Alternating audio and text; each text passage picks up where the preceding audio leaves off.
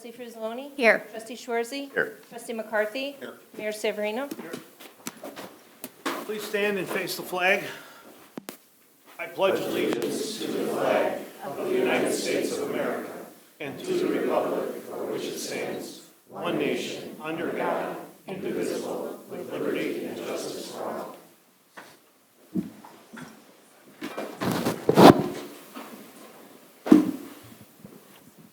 There a motion to approve the minutes?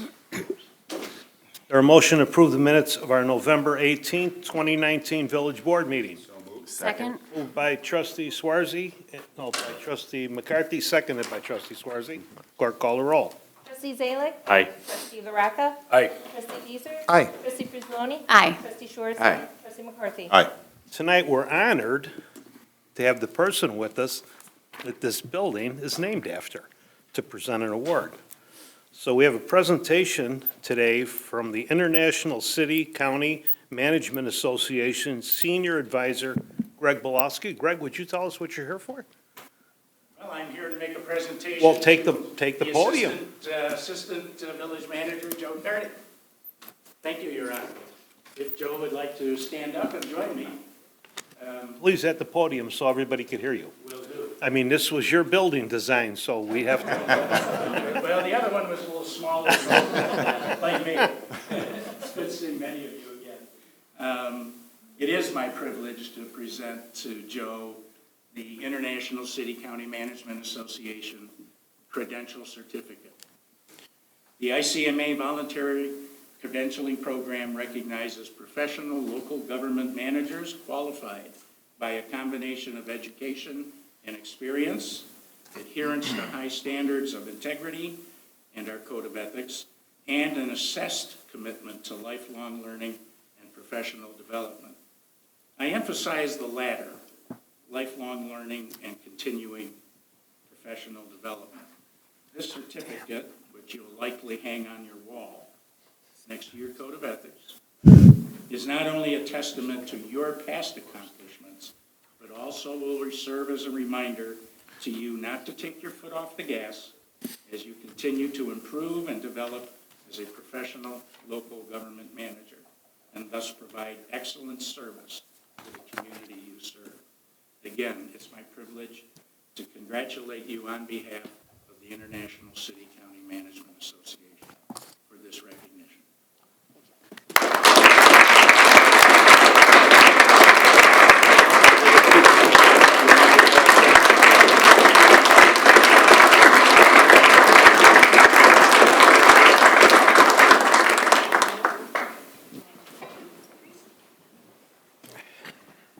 Thank you, Your Honor, and trustees. Have a great holiday. You too. Thank you very much, Mr. Pachowski. I just want to say a quick thank you to the board, Greg and Bob for all of your support. It takes a lot of, time and effort to put into applying to be a credentialed manager, but that isn't done without the support of an outstanding village board and manager. So thank you very much for having the confidence in me to pursue this. Well, thank you. Congratulations, Joe.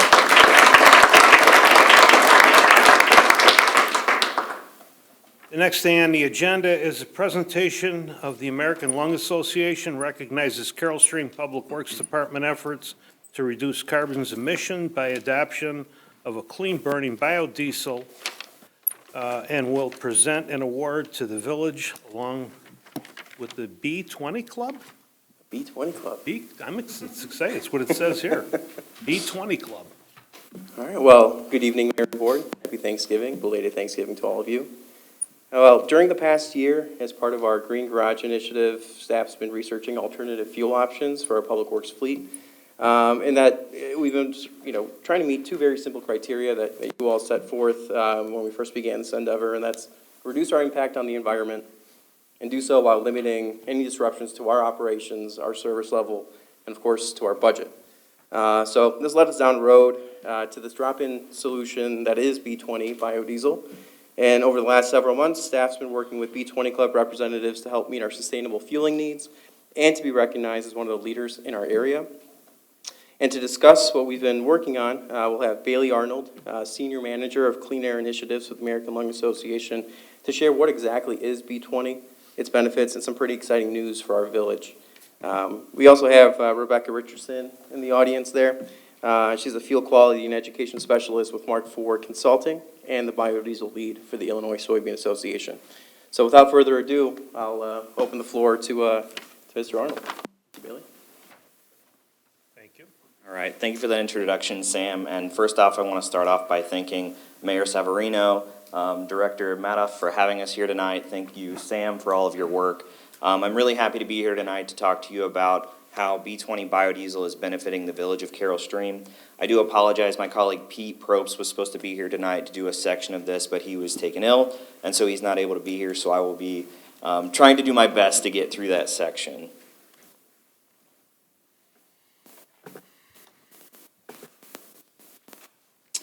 So as Sam did mention, I am with the American Lung Association, and in partnership with the Illinois Soybean Association, we have a biodiesel promotion and education program that is statewide. And as a part of that program, we operate what's called the B20 Club. It's a group of 15 fleets that are B20 Club members and backers that use what's called B20 biodiesel. And what that is 20% biodiesel and 80% regular diesel. So it's a cleaner burning fuel. You can see that you're in you're in with a group of good folks here. You've got ComEd, you've got the Forest Preserve District of DuPage County, so a bunch of good fleets that really are elite green fleets in this area and even downstate. But to kind of take a step back to explain what biodiesel is, it is a renewable fuel that's made from naturally occurring oils and fats, and it's meant as a replacement for petroleum-based diesel fuels. So it's a cleaner burning, renewable replacement, essentially. And that's really where the American Lung Association comes into it, is from the cleaner burning aspect, both from a climate perspective and from a health perspective. So from a climate perspective, transportation is now the #1 contributor of CO2 emissions in the United States. And we know that biodiesel provides at minimum 50% life cycle greenhouse gas reduction. And it actually goes up to 86% depending on what is used to make it. And then with the B20 blend, like this village is currently using, it provides a 16% carbon reduction. And based off of the data supplied by the Public Works Department, we've quantified that that is equal to planting 374 trees for your specific fleet. The other part that's important to the American Lung Association is that we know that mobile source emissions, so tailpipe emissions, are the #1 source of air pollution in the Midwest. And we also know that biodiesel delivers proven tailpipe emission reductions, which is what's illustrated in this chart here. And so where that really matters is that there's a direct connection between air pollution and health. And we also know that lung cancer is the #1 cancer killer in the United States. It takes more lives than prostate, pancreatic, breast, and colon cancer combined. And that's a fact that not a lot of people know. So with biodiesel, we get a reduction in particulate matter, for instance, which is known to cause asthma attacks, lung cancer. It's actually been linked to cardiovascular disease and Alzheimer's. And through the data that was provided by the Public Works team, we've quantified that each year by using B20, the city provides a $5,300 health benefit just in this community. So this is the part that Pete was going to be presenting to talk a little bit about the program as a whole and our larger biodiesel program. And so I'll do my best to get through this part. And please feel free, we have contact information at the end to send us any questions. So as a part of the greater program, we set out to make sure that fleets have a good experience with implementing biodiesel. There are a lot of myths and fallacies out there, and we wanted to get ahead of it. And so we established this program to work with fleets to do site inspections where we go on site, we pull fuel samples, we send it for analysis, and do various things like that. And then just also really providing support for putting out bids and putting language in there that's going to make sure that you have a good experience. Because we really do know that when people have issues, oftentimes they point the finger at biodiesel. So we wanted to make sure that you had a good experience. And so that started by pulling samples at your sites and seeing that several of them did have microbe, sludge, water present. That's actually very common. And what biodiesel is really good at is cleaning tanks. It's a solvent. And so if you had all this gunk left over in your tank, it's going to clean it out and it's going to clog a filter, and oftentimes people think that that's the biodiesel clogging it, when it's actually cleaning your system. It's doing you a favor. So we wanted to get ahead of that, and I really thank Sam and the whole team for taking that approach. And so kind of some general other benefits of running a B20 program. It does have higher lubricity, so it's better for the wear and tear on the engines, better for their longevity. It has higher cetane, meaning that the vehicles start up faster and they have a cleaner burn at the end of the day, which is very good as far as vehicle operation and maintenance goes. There are also several studies out there from Ford and Cummins, which are big, vehicle and engine producers, that show that there are benefits on after-treatment systems, which are only going to become more and more advanced as we go into the future. And so they've shown that there are benefits to using a B20.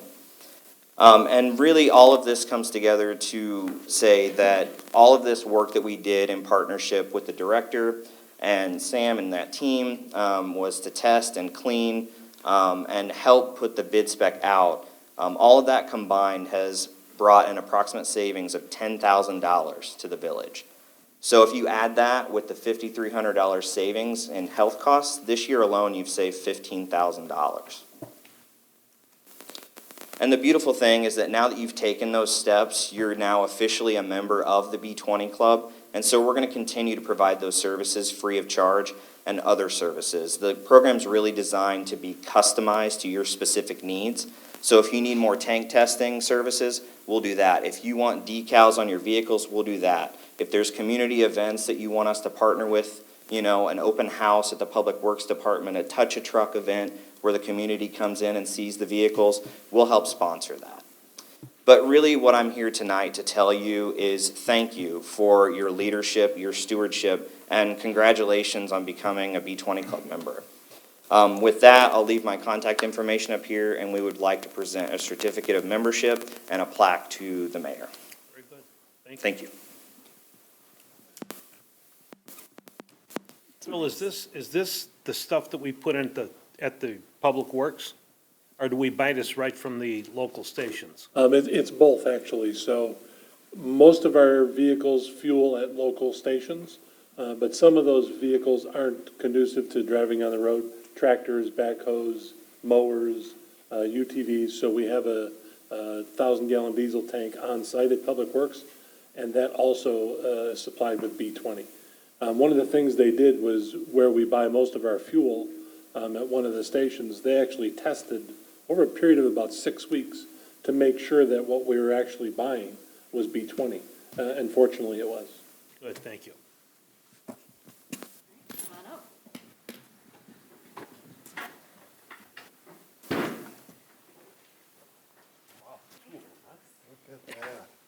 I know where we are. Great, is this okay?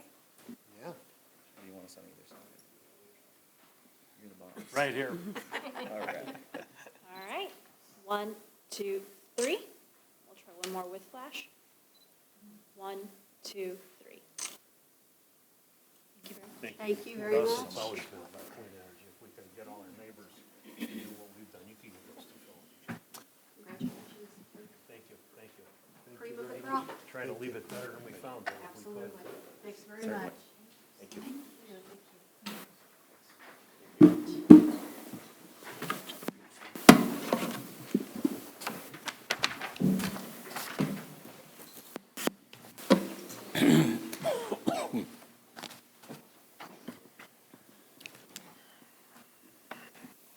Under listening post, resolution number 3117, recognizing Martin Zemanek on 20 years of employment with the Village of Carroll Stream, and you're going to read that? Trustee LaRocca? Thank you. Thank you, Mr. Mayor. This is a resolution recognizing Marty Zemechnik on 20 years of employment with the Village of Carroll Stream. Whereas Marty Zemechnik was hired as a Public Works Employee 3 on December 6, 1999, transferred to the Water Sewer Division on July 26, 2004, and promoted to Water Sewer Employee 2 on December 6, 2006. And whereas Marty worked in a temporary capacity as a Water Sewer Employee 1 before being promoted to that position on August 8th, 2016. And whereas Marty has worked to operate, maintain, and repair the sewer collection system to ensure public health throughout his career. And whereas Marty has worked to maintain and operate the water transmission system to ensure reliable delivery of safe drinking water to the community. And whereas Marty has served as a reliable and valuable member of the snow fighting team. And whereas Marty has worked diligently to promote a safe work environment to protect his fellow employees and the village from injury and liability. And whereas Marty has received multiple letters of appreciation from supervisors for his dedicated service and for his response to severe weather and emergency repairs. And whereas Carroll Stream is a better community as a result of the professionalism, experience, skill, dedication Marty brings to his work every day. Now therefore be it resolved by the Mayor and Board of Trustees of the Village of Carroll Stream on behalf of all former and present elected and appointed officials and residents of Carroll Stream that Section 1, Marty Zemechnik is hereby recognized and commended for his 20 years of dedicated service to the Village of Carroll Stream. Section 2, this resolution shall be in full force and effect from and after its passage as approved by law. Passed and approved the second day of December 2019, and I will make a motion to approve resolution number 3117. Second? Moved by trustee LaRocca, seconded by trustee Gazer. Clerk, call the roll. Trustee Zalek? Aye. Trustee LaRocca? Aye. Trustee Gizer? Aye. Trustee Frizzaloni? Aye. Trustee Schwartz? Aye. Trustee McCarthy? Now we get to the fun part, addresses from the audience. We limit to 3 minutes. We have quite a few on. Only one is for one thing, and then the rest of them are all on another topic on the agenda. So I'm going to start with the one, so we can get through that one. Rob from Ride for John, would you take the podium? And if you want, Rob, I'm going to call you up a little later so we can, okay, thank you. Okay, so then we're going to take that one off for right now, and we'll go right into Jim Campbell would be next on cannabis. Thank you, Mayor. You're welcome. As you guys know, last week, the Planning Commission vetoed the village's proposal for the zoning for cannabis. To implore the village to give clear and direct guidance to the village on zoning. It seems like they went off the rails a little bit and kind of went cowboy. There's no reason for us to jump into this cannabis here in Carroll Stream. As an employer here, I've got 120 employees that work in this village. The nightmare I have now is that we'll have a dispensary within driving distance of our community at lunch. They can go out and take a edible at lunch, come back to work, and be high as a kite within an hour. Working heavy equipment. My goal is to have my folks go home in one piece. Same way they came in, just a little bit more tired. The fact that they can come in and get high at work, have an accident, and I can't test for it, just terrifies me as an employer. There's no reason for us to rush into this cash-only business. The state has not done its due diligence as well. We don't have to be first. Please don't be first. Let someone else make the mistakes, and let's learn from somebody else's screw-ups and not make it ourselves. Thank you. Thank you, Mr. Campbell.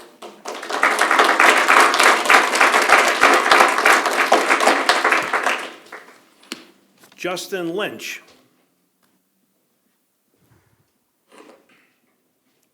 Hey everybody, so I was also at the Planning and Zoning Commission meeting last week. I was also at the village board meeting before that when there was a vigorous discussion and then an agreement 4-2 to instruct the Planning and Zoning Commission to come up with zoning that would be amenable to adult use cannabis sales. I feel that the staff drafted a fair resolution. I think there was a lot of thought behind it. I thought it was very detailed. Quite honestly, I think that there aren't going to be any shops in neighborhoods. They're going to be on busy roads. As we've talked about before, the Carroll Stream Police Department is ready to handle all of this. It's going to be legal in the entire state of Illinois, not just here. So I think there's a lot of stuff that the Planning and Zoning Commission said and that other people that spoke there said that isn't necessarily within the purvey of a Planning and Zoning Commission. I think that you issued instructions to them, they did it, and then they sort of left an open question about what would happen next. I would argue that I think this was well thought out. I would support these zoning commissions as they were done. I know there was a question then of whether you would go to the original, I think, medicinal cannabis sales. I think the B3 and B4 makes sense. I think it was well thought out, and I would support a vote from the village board on that. So, thank you. Thanks, Justin. Thank you, Mr. Lynch. Next is Karen DeLuca. Oh, no, I'm gonna pass, thank you. You're not here for that? I'm over here, no, I'm gonna pass, thank you. You don't want to speak? Not right now. Not right now. Okay. When do you want to speak? Just so I got it right, because I don't want to force you to do something. Oh, no, I'm fine. Okay, thank you. Greg Pachowski?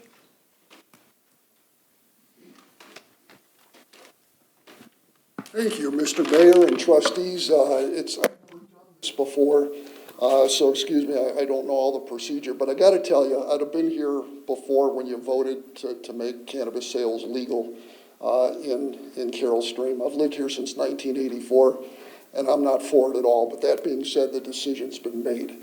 I came last week for the zoning meeting, and they talked about B3, B4, where we're going to sell this stuff. And I think it was my gut feeling that, you know, we established that the B4 would be medical marijuana. Okay, there was some zoning for medical, and we added B3 to that for the retail part of it. And I'd say let's go slow. I echo some of the thoughts. Let's go slow on this, because we don't know the unintended consequences of what we're doing here tonight, okay? You know, there's, and I'm not going to argue pro or, you know, I mean, everybody's got their own research, their own decisions, but Newsweek magazine published about 2 years after Colorado did it, and it was the unexpected side effects of legalizing weed.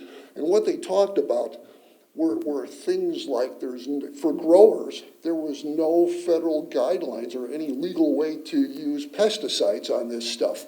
So they had no idea. The growers were left to their own devices to come up with what those pesticides would be. That can be dangerous. It's not regulated. I'm not even going to talk about marijuana intoxicated driving. I don't know how the police fall out, whether they're for it or against it, but I got to believe that they've got their hands full enough. You throw marijuana on top of it, and I'm going to echo what the gentleman said here too. I was a part of industry for a long time, Fortune 500 manufacturing company, and marijuana in an industrial situation does not go together well at all. And we found that 20% of our employees were using marijuana, and it just was a matter of time before those people were gone. Colorado is being sued by Nebraska and Oklahoma for the illegal movement of cannabis into and out of those other states from Colorado. There's not, you know, it's against federal law and increases the burdens on law enforcement in those states. And it's a fact that Colorado's pot culture has driven increased use among teens, resulting in educational problems, middle and high school spikes in edibles. We hear about gummy bears. That's going to be one of the ways of delivering this stuff. Talk to the emergency room people in Colorado, and you're going to find that there are the cases of emergency room visits with young kids who get the edibles from their babysitters, and that includes their parents and their grandparents. They get into the folks' gummy bears or whatever edibles they have. The kid gets it, and they wind up in the hospital. Unintended consequence of what we're doing. Denver's homeless population is exploding. Teen-related school expulsions are on the rise. And all those revenues that they said would be created by the sale and taxation of marijuana is kind of going up in smoke. I even saw an article like that. So, you know, I could go on. You've seen the articles, but I'm asking you to go slowly. I got kids, I got grandkids. Young families have a choice of where to locate. And you know what? If I got a choice, if I was young again, that ain't going to happen.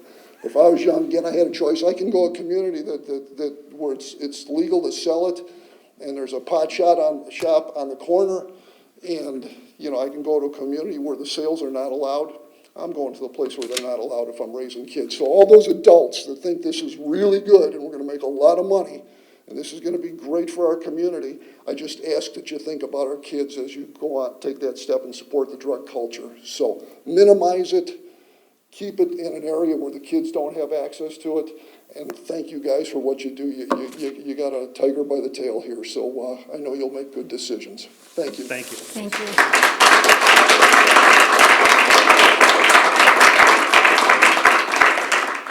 Linda Cates?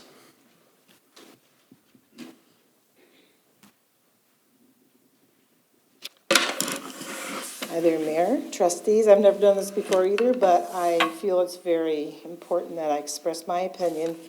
I've been out of state for a while, so I didn't realize this passed.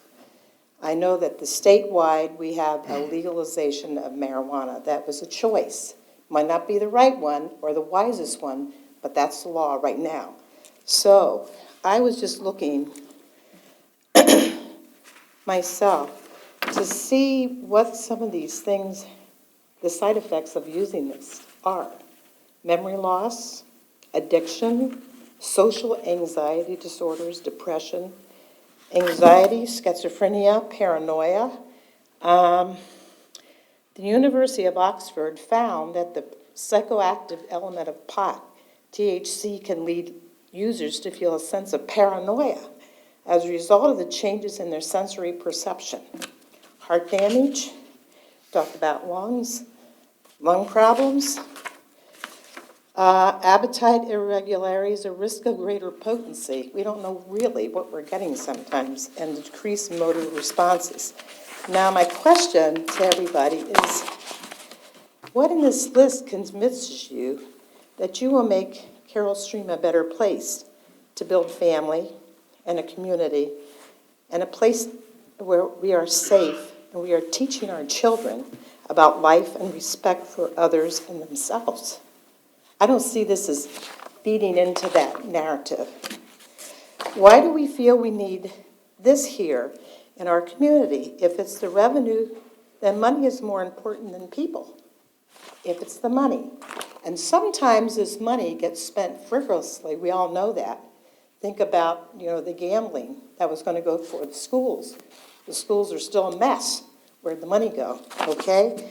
So I'm disappointed with this decision and have been a resident of Carroll Stream since 1971. And I think of our communities around us that have not voted for this. Glendale Heights, West Chicago, Wheaton. Why did we? These are some answers that I would like to have from somebody. I mean, here, or I don't know how you would answer. If you want to answer now, I don't know how you do that. But I'm very upset. I don't think it's a good example to our children. It's hard enough growing up these days, and having this access to this, not good. Thank you. Thank you.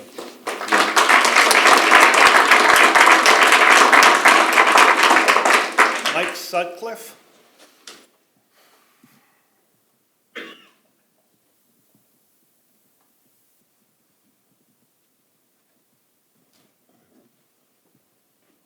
Thank you very much for your time tonight. I'd like to speak to 3 points. For 20 years, I was a store manager with Home Depot and Target in the city of Cicero. I had employees in one store of 500 employees at one point. And as a manager, the hardest thing for me to do was to find an employee who could pass a drug test. I would interview and hire 20 people to get one employee. And within months, most often, those employees would no longer be there because they would fail the drug test. Safety restrictions in my stores required that we raised and elevated our standards. And I know for a fact that after I left that store in that community, drugs continue to bring down the community. So from my first point, helping this epidemic continue to grow will not bring business to this community. Secondly, as a father of 5 children in this community, I have one son who is an addict. I have one son who recently was arrested in Carroll Stream for drugs, who was arrested for possession and with the intent to distribute and spent 24 hours in jail. I was not notified by my son. He doesn't speak to me anymore. but it's driven a wedge in my family. My daughter told me about it, and that's how I learned of the issue. So as a father of 5, I have to protect 4 children from 1. But if I had to say 20% was an acceptable loss, I would be lying to you. I don't want to lose one of my children. And as a pastor in a local church, I'm on staff here in Fellowship Church of Carroll Stream. I minister to many families in this community. We run a food pantry that we've seen an increase when we started it of 20 families a week to over 50 families a week. And we're not talking about the impoverished, we're talking about the working middle class. We deal with the families that don't qualify for benefits, that don't get resources. We don't even ask questions, we just welcome them in to take care of them. We also deal with the children in Elk Trail and Quail Run, where my family, my wife and I have taken in through Safe Family many children in foster care whose family have all been broken up by drugs. So if we open up our doors to this in this community, we will lose the revenue of sales. You will drive businesses out of this community. Crime will continue to increase. This will no longer be that little wonderful place that people choose to move to. It'll be a place that people choose to leave. And that would happen because I've seen it happen throughout Chicago and Cicero. Thank you for your time.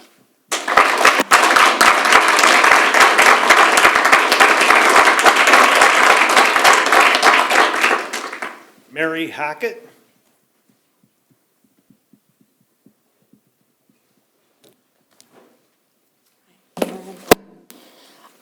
I wrote mine out, so I'm just going to read it. I believe the village of Carroll Stream should opt out of cannabis or, at the very least, properly limit the drug growing and selling to a very restricted area of the village. I know the village board had voted to opt out by 4-2 vote, but I would like to petition the board to rethink their decision if possible. I was also at the zoning meeting last week as well. The definition of integrity is doing the right thing, using your moral compass. The governor of Illinois has lost all integrity when he signed the cannabis bill into existence. He signed the bill to earn more revenue for the state of Illinois without thinking about the welfare and health of its residents. He is putting a few dollars he may make over the welfare of the people. I believe that we as a village should take the high road and consider this decision with our hearts and our heads before allowing it in our village. I believe as a village of Carroll Stream, the ethical and moral duty is to opt out of recreational cannabis sales because we want our residents to be healthy and safe. We need to have the courage and integrity to stand up to the governor and his unethical decisions and say no. Cannabis is an illegal drug in most of the U.S. It's a good reason why it's illegal. I'm a licensed clinical professional counselor and have attended numerous conferences and seminars concerning the use and abuse of cannabis. There is research that states marijuana impairs brain functioning, leads to apathy, psychologically and physically addicting.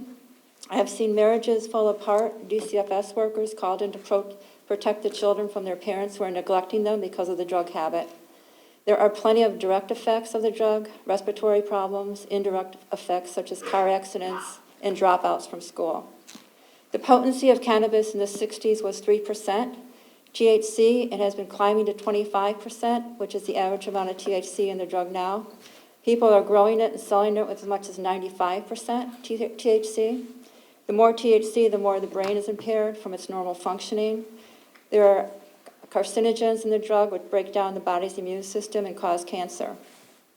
I've spoken to law enforcement officers, medical personnel, teachers, school officials, church attendees. All these people see cannabis as a dangerous drug. I've taught in college classrooms and know of students who dropped out of school as they choose to smoke cannabis over an education. I authored a petition to opt out of cannabis sales because I'm concerned for the families of Carroll Stream and their welfare. I know I only have a handful of signatures, but for every person who signed it, there were another 100 who couldn't sign for various reasons. And they all wholeheartedly agree that we should opt out of cannabis sales. If you're reading the paper, there are articles almost daily that state vaping is very unhealthy and shops may be closed down. Articles about impossible tasks associated with making cannabis legal, including locking up cannabis products for your children. Why are people creating problems when there were none before the governor signed the bill? So I urge the trustees of Carroll Stream to consider this opportunity again to opt out with integrity and continue to make this town safe for the people and families of Carroll Stream. Thank you very much.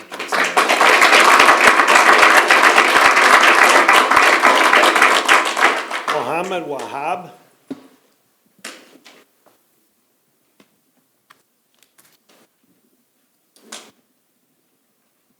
Good evening, everyone. My name is Mohammed Wahab. I head a quality assurance department for a healthcare company.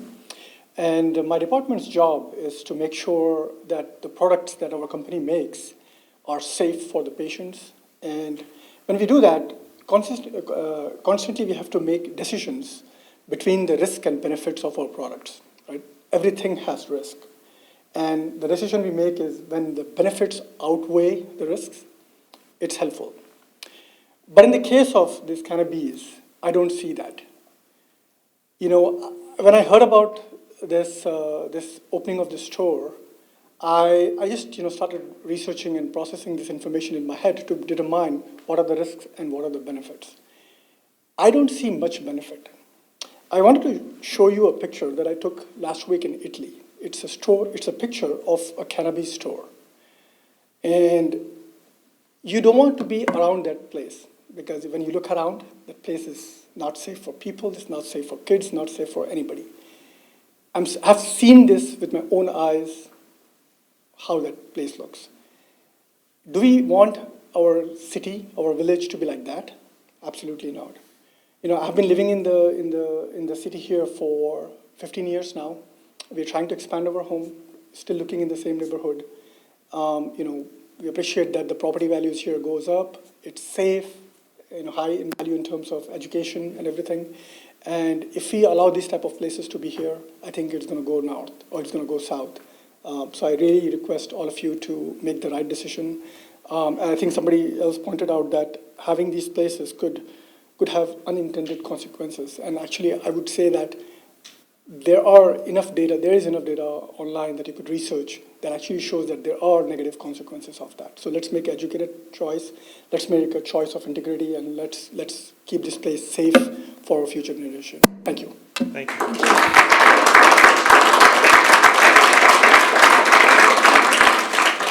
I've got another one, but they didn't put a name on it, and they live on Thornhill. So if you would come to the podium.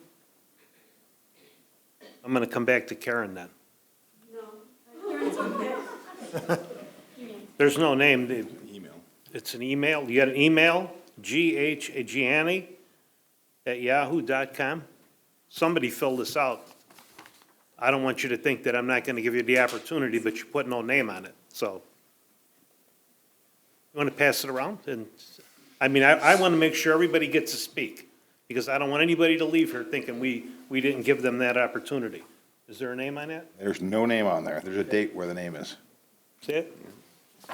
Anybody fill that? I want you to get up and speak. I think this is what America's about.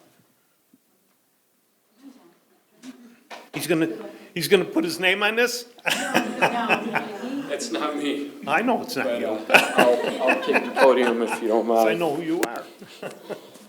Good evening, Mr. Mayor and council members. I had written out a bunch of things here, and I'm not gonna. John, you gotta tell them who you are.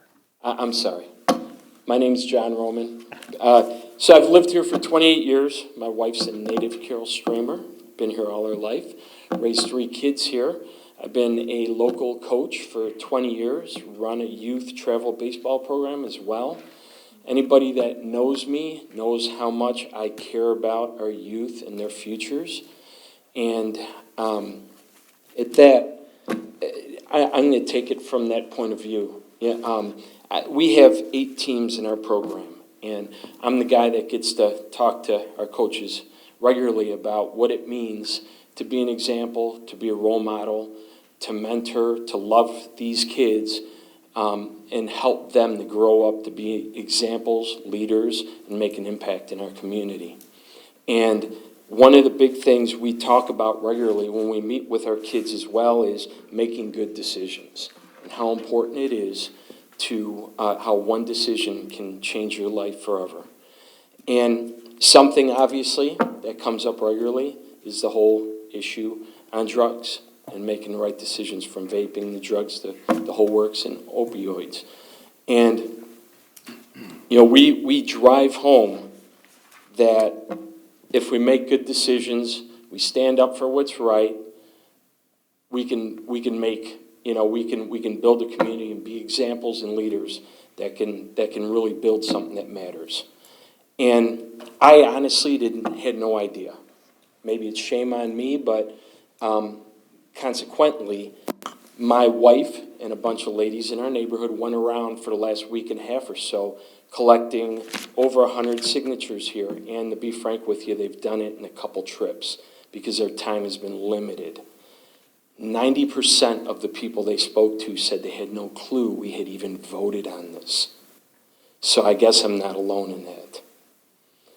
My biggest challenge here is understanding that this is passed already, is as many of my fellow residents here have echoed, is there an opportunity to make a difference here? And if we can't change that decision, then do we necessarily have to bring this in immediately and allow this to impact our communities? We heard last week, I was here for that meeting, and I heard talks about Business District 3 and the potential of bringing in dispensary in that area. And the first thing that comes to my mind is, that's Jewel, that's where we all shop. There's a Planet Fitness or something over there. A lot of people work out. There's plenty of places to eat. My kids for years have walked up there during the summers, gone to McDonald's, had an ice cream, hung out.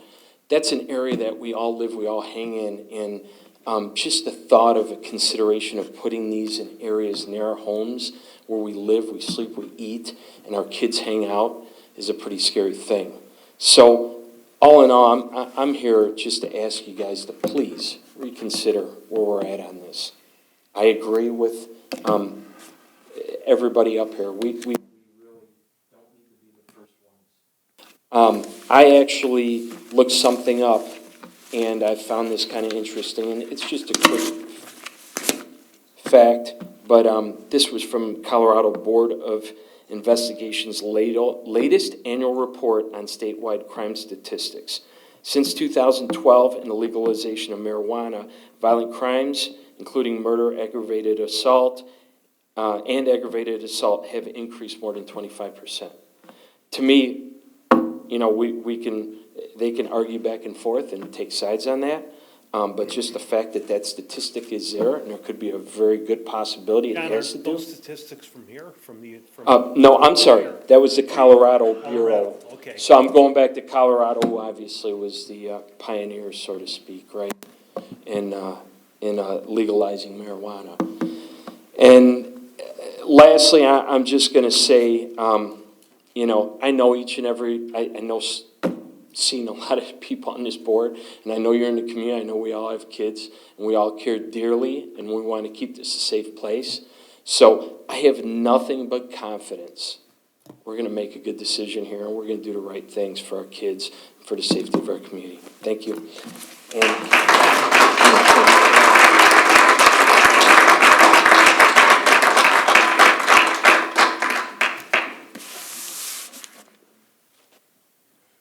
John wasn't on the agenda, but you know what? That's the way I played it. Karen, are you ready? No, I'm gonna start. John's gonna start. Are you going to take a complete pass, Karen? Yes. Okay, so I'm just going to put, Karen said no. Okay. Good, someone raising their hand in the back, right? Yes, sir. You know how I run them. Come on. Just state your name. I know you are, though. I don't have any prepared remarks.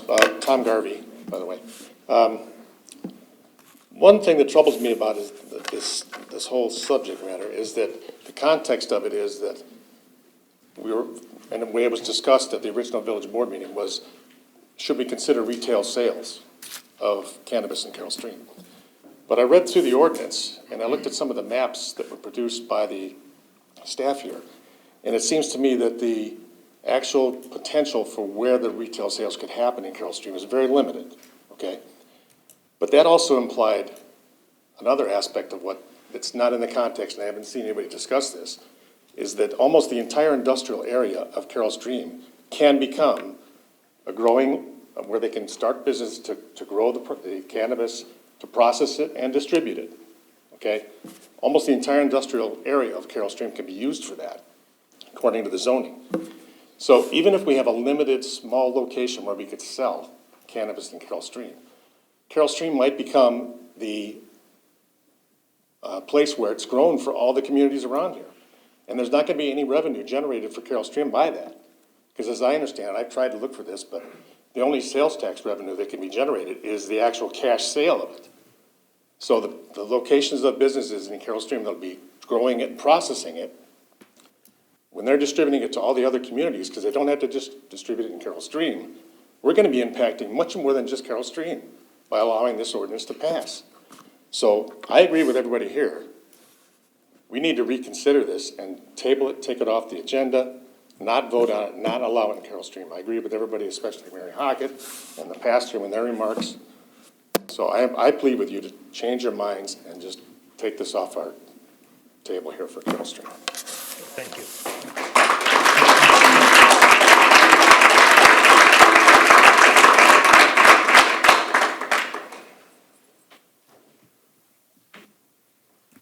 State your name. Hello, Kathryn Akos.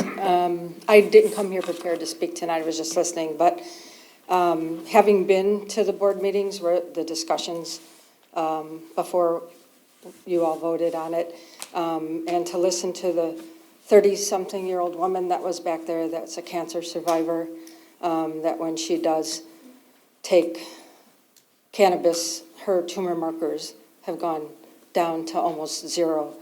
I have a personal friend who, before she was approved for medical marijuana, was on 3 fentanyl patches plus taking Norco daily. And this woman, once she was approved for medical marijuana, unfortunately she didn't live that much after, but found a little bit of relief. Those people, I think, that are going to continue to smoke the marijuana may continue to buy it on the illegal market, the stuff that's a lot stronger. But again, I didn't come here prepared to talk, but there are some edibles and stuff that can be sold at the retail market that don't have the high factor in them, that can help, PTSD, can help pain, can help cancer, can help many medical issues, versus taking the Norco, taking the opioid, and not being able to function on a daily basis. So I do understand that, there are addictions, and I'm not sure a retail store is going to change that at all. Those people can go to the liquor store and go and drink on their lunch hour also. So I do sympathize with everybody here, but I feel that, we have to look at, see what marijuana can do for the good also versus an opioid. So I don't understand how people didn't know that it was being voted on, because I thought the village did an outstanding job, to get that word out, along with the tax situation. I mean, actually, I did want to commend Tia, because I know at the first meeting that I wasn't able to attend, she reached out to me because I made a comment on the village website. She reached out to me on instant message and asked me what my concerns were, and got me answers before the board meeting. So I think if we reach out to our village, and I don't, if you like the village's Facebook page, if you get there, Matt and Rick and a lot of the trustees do a good job getting the newsletter out with the agendas on there. We've gone through this, and I appreciate everything you all do and everything you all do for us, because it's a wonderful place to live. Thank you. Thank you. Thank you, Kathy. Anyone else? It's your opportunity. Can I say one more thing? You can come up and state your name, and yes, you can. Okay. Oh, you've already I spoke, left but this- that's I spoke, okay. yeah. I'm going to give you another. I have come on, another come on. 30 seconds, okay? I'll give you my 3 minutes. Go ahead. Okay, thank you, sir. Mayor, I'm sorry, could you repeat your name? It's Greg Pachowski. Thank you. Thank you. Just 2 things. We hear so much about alcohol and marijuana, same stuff, okay? my kids play it up to me. You know, Dad, you get a bunch of drunks together, there's a fight, you get a bunch of potheads together, and they just mellow out, okay? It's baloney. Psychology Today, March 20th, 2016, they published the results of a 50-year study. Okay, those are the people I went to high school and college with, okay? At the end of that 50-year study, they were persistent users of marijuana had brain changes, okay? It changed the function of their brains, and they tended to be more violent. Now, I still know a couple of those guys, and you know what? The study is right. So this whole idea that violence comes with it, and then the last thing I would say is the black market is not going to go away. When you legalize it, you sell it through dispensaries. That black market is going to still exist, and that's gang-oriented. That's targeted at the kids. That's targeted at the people that can't afford to buy it at the retail price, because there's the retail price of manufacturing, and then you put on all the taxes that are going to make our state well again, and it can't compete. So those people that have been buying it for the last 50 years from the black market, they're going to continue to buy it. And that's where people are dying, winding up in the psych wards at the hospitals. And, you know, if you want to know the impact of the, you know, synthetic market and the black market of marijuana, talk to any professional over the Central DuPage psych ward or the Glen Oaks psych ward. When those kids are brought in, they're out of their minds, and some of them never come back. That's all I wanted to say. Thank you. Thank you.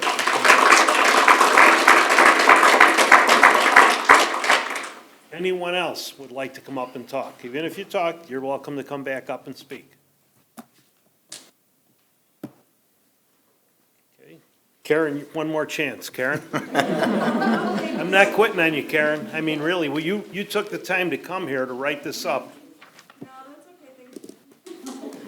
Did you think we were here for something else? Is that why you came? Because you didn't put down. Okay, that's okay. Okay, is there a motion to establish a consent agenda? So moved. Second. Moved by trustee Swarzy, seconded by trustee McCarthy. Clerk, call the roll. Trustee Zalik. Aye. Trustee Laraca. Aye. Trustee Giesser. Aye. Trustee Frizzoni. Aye. Trustee Schwartz. Aye. Aye. Madam Clerk, would you please read what is on the consent agenda? Yes, Mayor, under Board and Commission reports, number 1, Plan Commission Zoning Board of Appeals, A, 190041, Village of Carroll Stream, 500 North Gary Avenue, text amendment, adult use cannabis not approved. Off. Wow, you didn't even let her finish. Thank you. Okay, go ahead. B, 19-0029, Village of Carroll Stream, 725 Thornhill Drive, Community Park, plat of subdivision, recommend approval 7-0. Yes. Yes. Yes. C, 19-0039, Mark Your Space, Royal Power Solutions, 125 Mercedes, Gary Avenue, corridor review, monument science, approved with conditions 7-0. Yes. Yes. Yes. Under staff reports and recommendations, number 1, sanitary sewer extension, 250 North Gary Avenue, award of Phase 2 design services. Staff recommends minor corrections and clarifications be made to the standard professional services agreement as requested by Strand Associates. Strand's proposal to perform the work for $29,400 was previously approved at the November 4th, 2019 meeting. Yes. Yes. Number 2, engineering services agreement for design build services for construction of the North Avenue Water Main Lining Project with Baxter and Woodman in the amount of $230,000. Yes. Yes. Under resolutions, resolution authorizing final plat of subdivision, Community Park, 725 Thornhill Drive. Yes. Yes. That's resolution 3118. Under new business, number 1, alcohol use at town center for Ride for John event. Off, please. Off. Under payment of bills, regular bills, November 19, 2019 through December 2, 2019. Yes. Yes. Under number 2, addendum warrants, November 19, 2019 through December 2, 2019. Yes. Yes.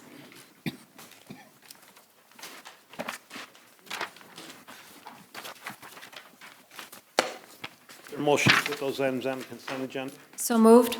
Second. Moved by trustee Frizzaloni, seconded by trustee McCarthy. Clerk, call the roll. Trustee Zalik. Aye. Trustee Laraca. Aye. Trustee Giesser. Aye. Trustee Frusaloni. Aye. Trustee Schwartz. Aye. Trustee McCarthy. Aye. Third item, is there a motion to approve those items by unanimous vote? So moved. Second.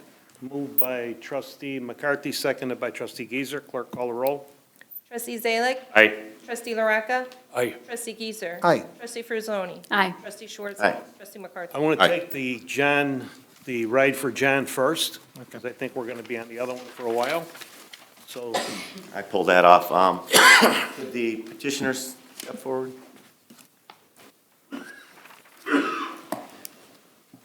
So, thank you guys for being here. Mr. Mayor, ladies and gentlemen. What I'd like you guys to do, if it's okay, introduce yourself, and tell us what you're doing, what you're asking for, why you're doing it, and so forth. I'm Kathy Zander. Rob Zander, Carroll Stream residents. We have an organization called My Child's Life Matters, which we have rolled our sleeves up with the opiate epidemic, trying to get these kids off the street into detox and rehab. We have an annual Ride for John, which is my son, who I lost almost 4 years ago, which I will say his gateway drug was pot. He was come on. We buried him on his 23rd birthday on the 30th of July of 2016, and then 3 months later, we started My Child's Life Matters, and we become a 501c3 organization. We work anonymously and hands-on in the community with numerous different ways of trying to address the epidemic. We try to create connections between municipalities, anonymous sources, the affected, the families, and on. I could go on and on about all the different connections that we try to make. Ride for John is our annual fundraiser. We have a resale store / community center in Villa Park. Our resale store makes about $0. We self-fund. So we have yet to ask any state agencies or anything for any help, and we're on our 4th year being a 501c3. This is how we raise our funds, is the Ride for John with our after event, which is where we sell hot dogs and have a band and tell people what we're doing.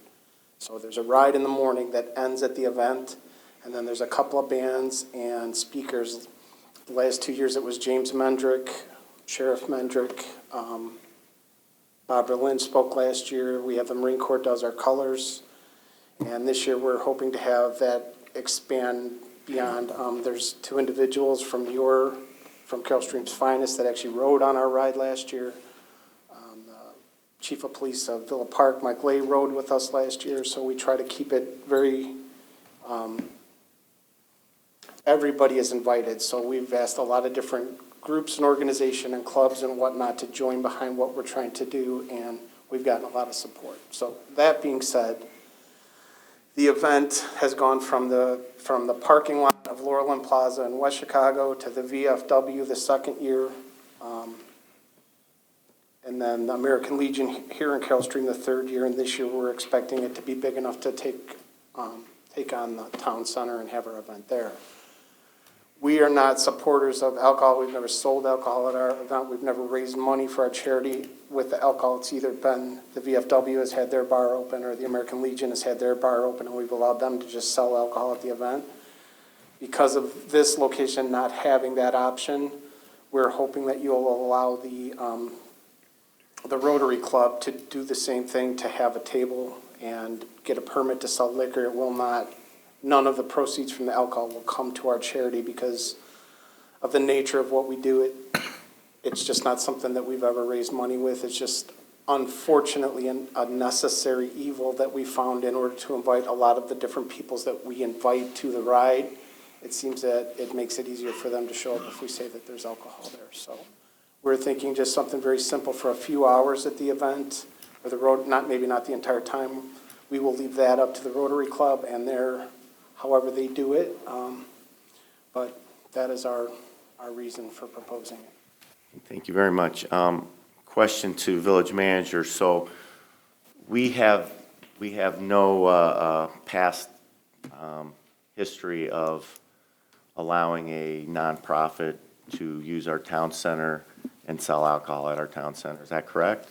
Correct. It's usually in association with a village-sponsored event. What types of concerns would the village, as you as the village manager, have for allowing something like this? We would have to work on the details with the petitioner, including the size of the expected crowd, what type of activities are going to take place, like you mentioned a band. There would need to be an amplification permit. Will there be? Respectfully, all of that has already been filled out and submitted On the here. application? Not maybe the scope of the event, but the amount of people that are going to be there. The only thing that I have not yet provided, because we haven't been approved, is what the security detail would look like and what we would have for an emergency plan, which as soon as we were to have approval to go ahead and go out there on site, I would be able to come up with something more specific, but all the permits have been applied. Yeah. We've had other organizations propose having their events there, and they were actually too large for us to accommodate there, which included bands and alcohol, which required police presence, detail work, possibly public works assistance for electrical use, things like that. So those are the kind of things that we need to talk to them about, and then we would report back to the board on. So when it comes to security, we would have to provide the security because it's our property. So we would have to provide our police department as far as the security would be concerned? Whenever we have an event at the town center and there's alcohol served, we have police presence there, just because we don't want people, I mean, obviously they're riding their bikes there, they're drinking alcohol, and then, you know, Typically, we don't want them riding away. Typically, after the ride, half of the bikers that have showed up, that have done the ride, go their separate way. It's more of, my wife puts it socially out for a lot of moms that have lost their kids. So as much as it sounds like it's a biker event, it's mostly a family event. And in regards to detail, of course, we would relish having the Carroll Stream Police Department there, doing what they do there. But there will be club members there that are retired and active military. There will be many, many police agency club members that are going to be present there. And we will have a security plan of action in place in case something goes bad. But obviously, we would respect anything that the police department would bring to the table. How big have your events been at the VFW and some of your other locations? Our third annual last year, we had 50 motorcycles.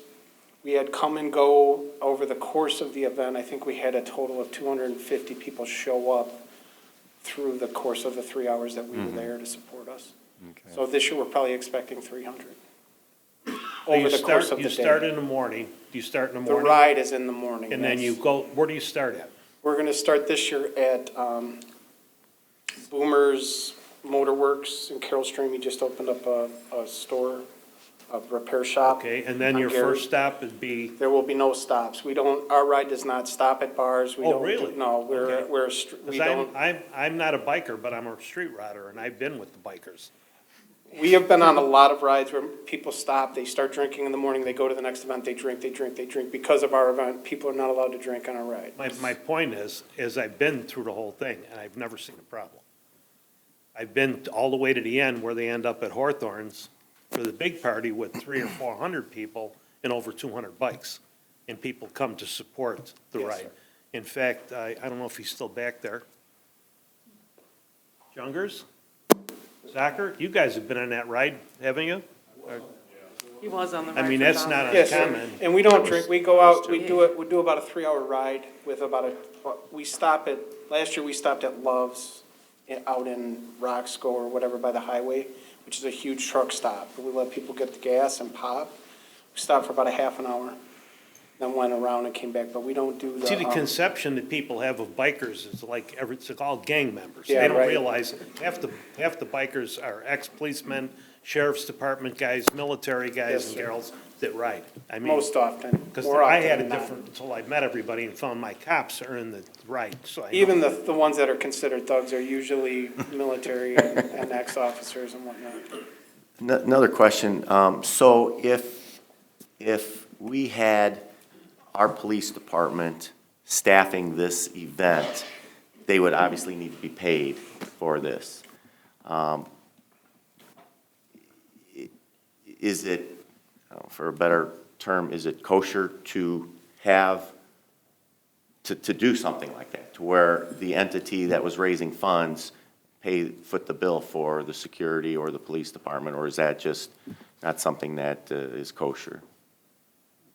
If a charitable organization, we've done it with the Park District, and some of the other organizations, they've been built. Have you been to a private place before, or you always go like to restaurants? Private place as far Well, as for the our ride for place, John. like a village. We've never done the ride for John it's always been at, like I said, the VFW or we do. There's a difference too, because you said you're gonna have food.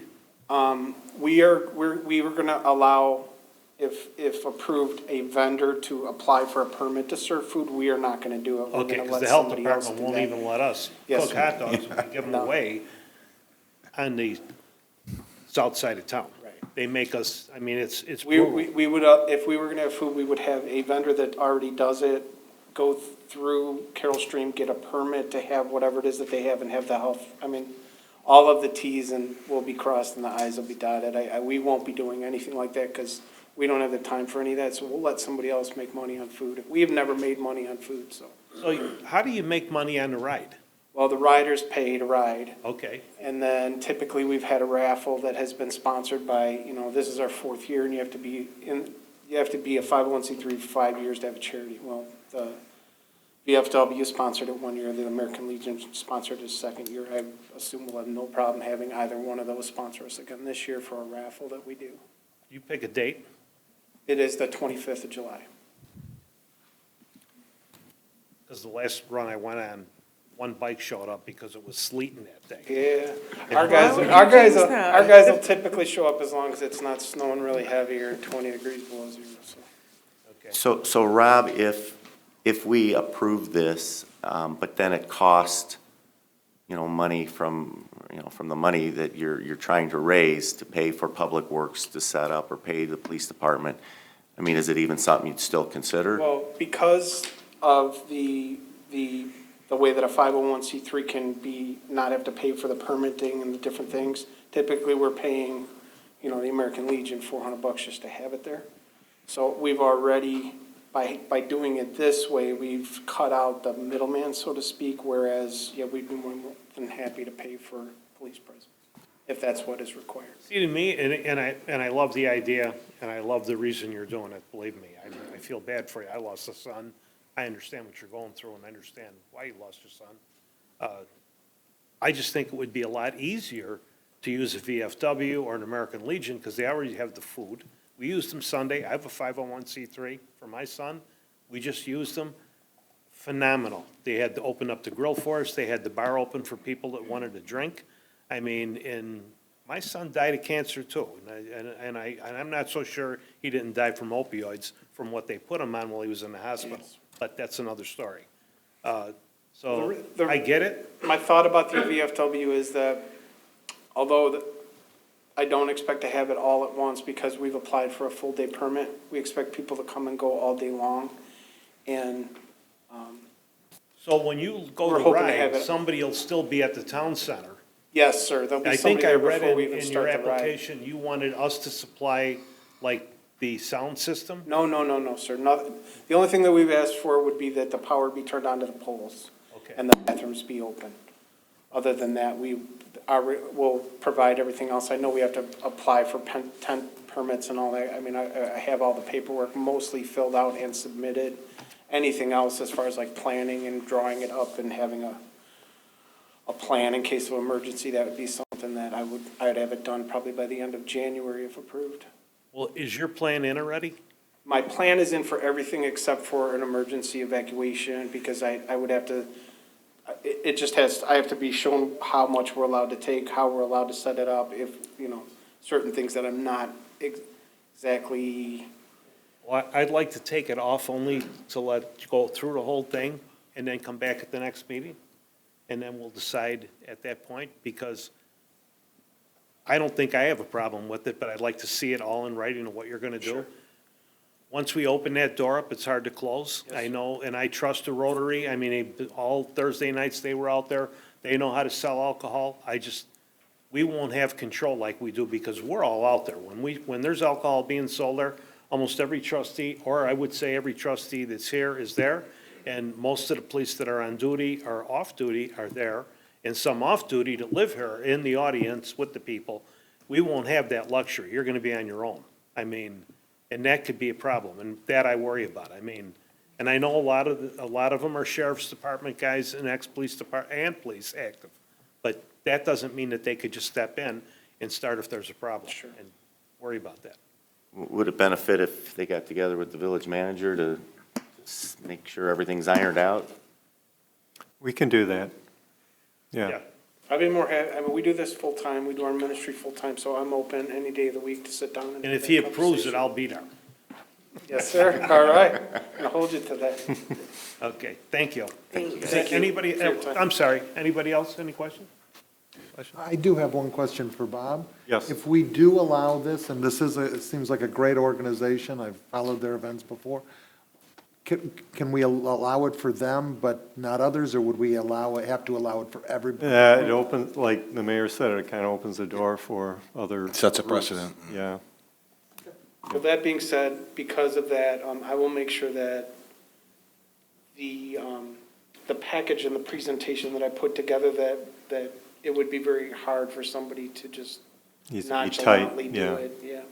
So I'll present you with as much information as I possibly We've let can. church groups and other people like that out there. I've been out there on Saturday or Sunday for weddings that they never even asked permission. Yeah, right. Set their own chairs up and decorated everything, and then they're gone because he ain't not here on Saturday and Sunday. Well, we know how that works, but we would never do that. Everything we've done is I done know. about, although we know that that is, potentially what could happen, we would never do that. So, Thank you. We'll work with Bob, and then we'll figure out what we're gonna do. Thank you very much, guys. Thank you. Where are we? Okay, so we're back to the cannabis, is that where we're back to, or is that? Correct. Okay. Okay, where do you want to start here with this? I pulled it off. I'm sure everybody, has a comment or two on it. I know there's been some comments about where it could be located as it's proposed by the text amendment prepared by the staff. Don, could you tell people exactly where those locations are? Because it was mentioned that Jewel would be a possibility, and based on the other criteria, it would not be allowed. Am I correct? You are correct. I'm trying to pull up some maps here real quick through the wonder of technology. Mark. Thinking. Okay. Oh, my gosh.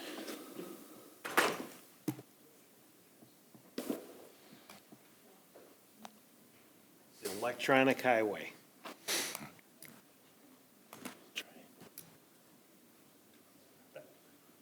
Oh, all right. Okay. So these aren't going to be that easy to see. I apologize. I'll do my best here. Let's see. So what this map shows is the properties in red on this map are in the B3 zoning district. The properties in blue on this map are in the B4 district. The text amendment that staff prepared that went to the Plan Commission proposed that adult use cannabis dispensaries would be allowed as special uses in the B3 and B4 districts. And so just for explanation, the special use permit process is one that requires somebody who wants to have that business, they have to submit an application to the village. Staff does a review, then it goes to the Plan Commission for a public hearing. The Plan Commission makes a recommendation, it comes back to the village board for a final vote. So the proposal was to make adult use cannabis dispensaries a special use in the B3 and B4 districts, subject to any property where a dispensary could be located had to be at least 1,000 feet away from a school, daycare, library, or park. And so that's all those big blobby bubbles you see around the map. Each one of those circles is essentially the location of either a school, park, library, or daycare. So ultimately, the parcels on this map colored in red or blue are the only parcels that would remain where, if the text amendment was approved as prepared, they're the only parcels where that would be open for consideration of a special use permit if, in fact, somebody applied to have one of those businesses in Carroll Stream. So if you start kind of on the west side of the village on North Avenue, there's a few parcels near, just west of County Farm Road on North Avenue that would technically be available.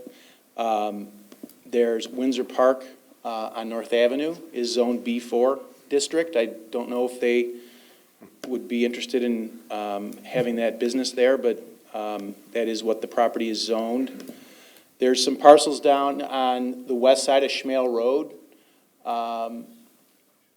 south of St. Charles, that would be available or, you know, in their zoning district that was needed. And then the Windfall Plaza property up on North Gary Avenue on the east side of Gary, just south of the railroad tracks, would also have been eligible under the text amendments that were prepared. And as far as residential, what's the closest residential to any of those? Well, they'll be at least 1,000 feet away from any residential as well. Trustee Geiser, you have Yeah, well, I was very impressed with the text amendment as written by the staff. I thought it was fair. I thought it was thorough. I thought it allowed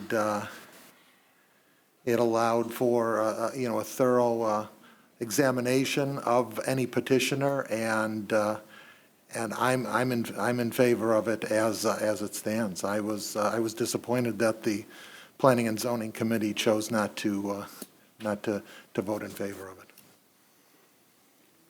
Trustee Swarzy? Thank you. You know, I appreciate everything that I heard today, and I'm really not disputing anything that I heard today. You know, I guess my thoughts are, we didn't legalize this. If we were the ones to vote to legalize this, I'm guessing that we would say no, as collectively as a board. I really truly feel that way.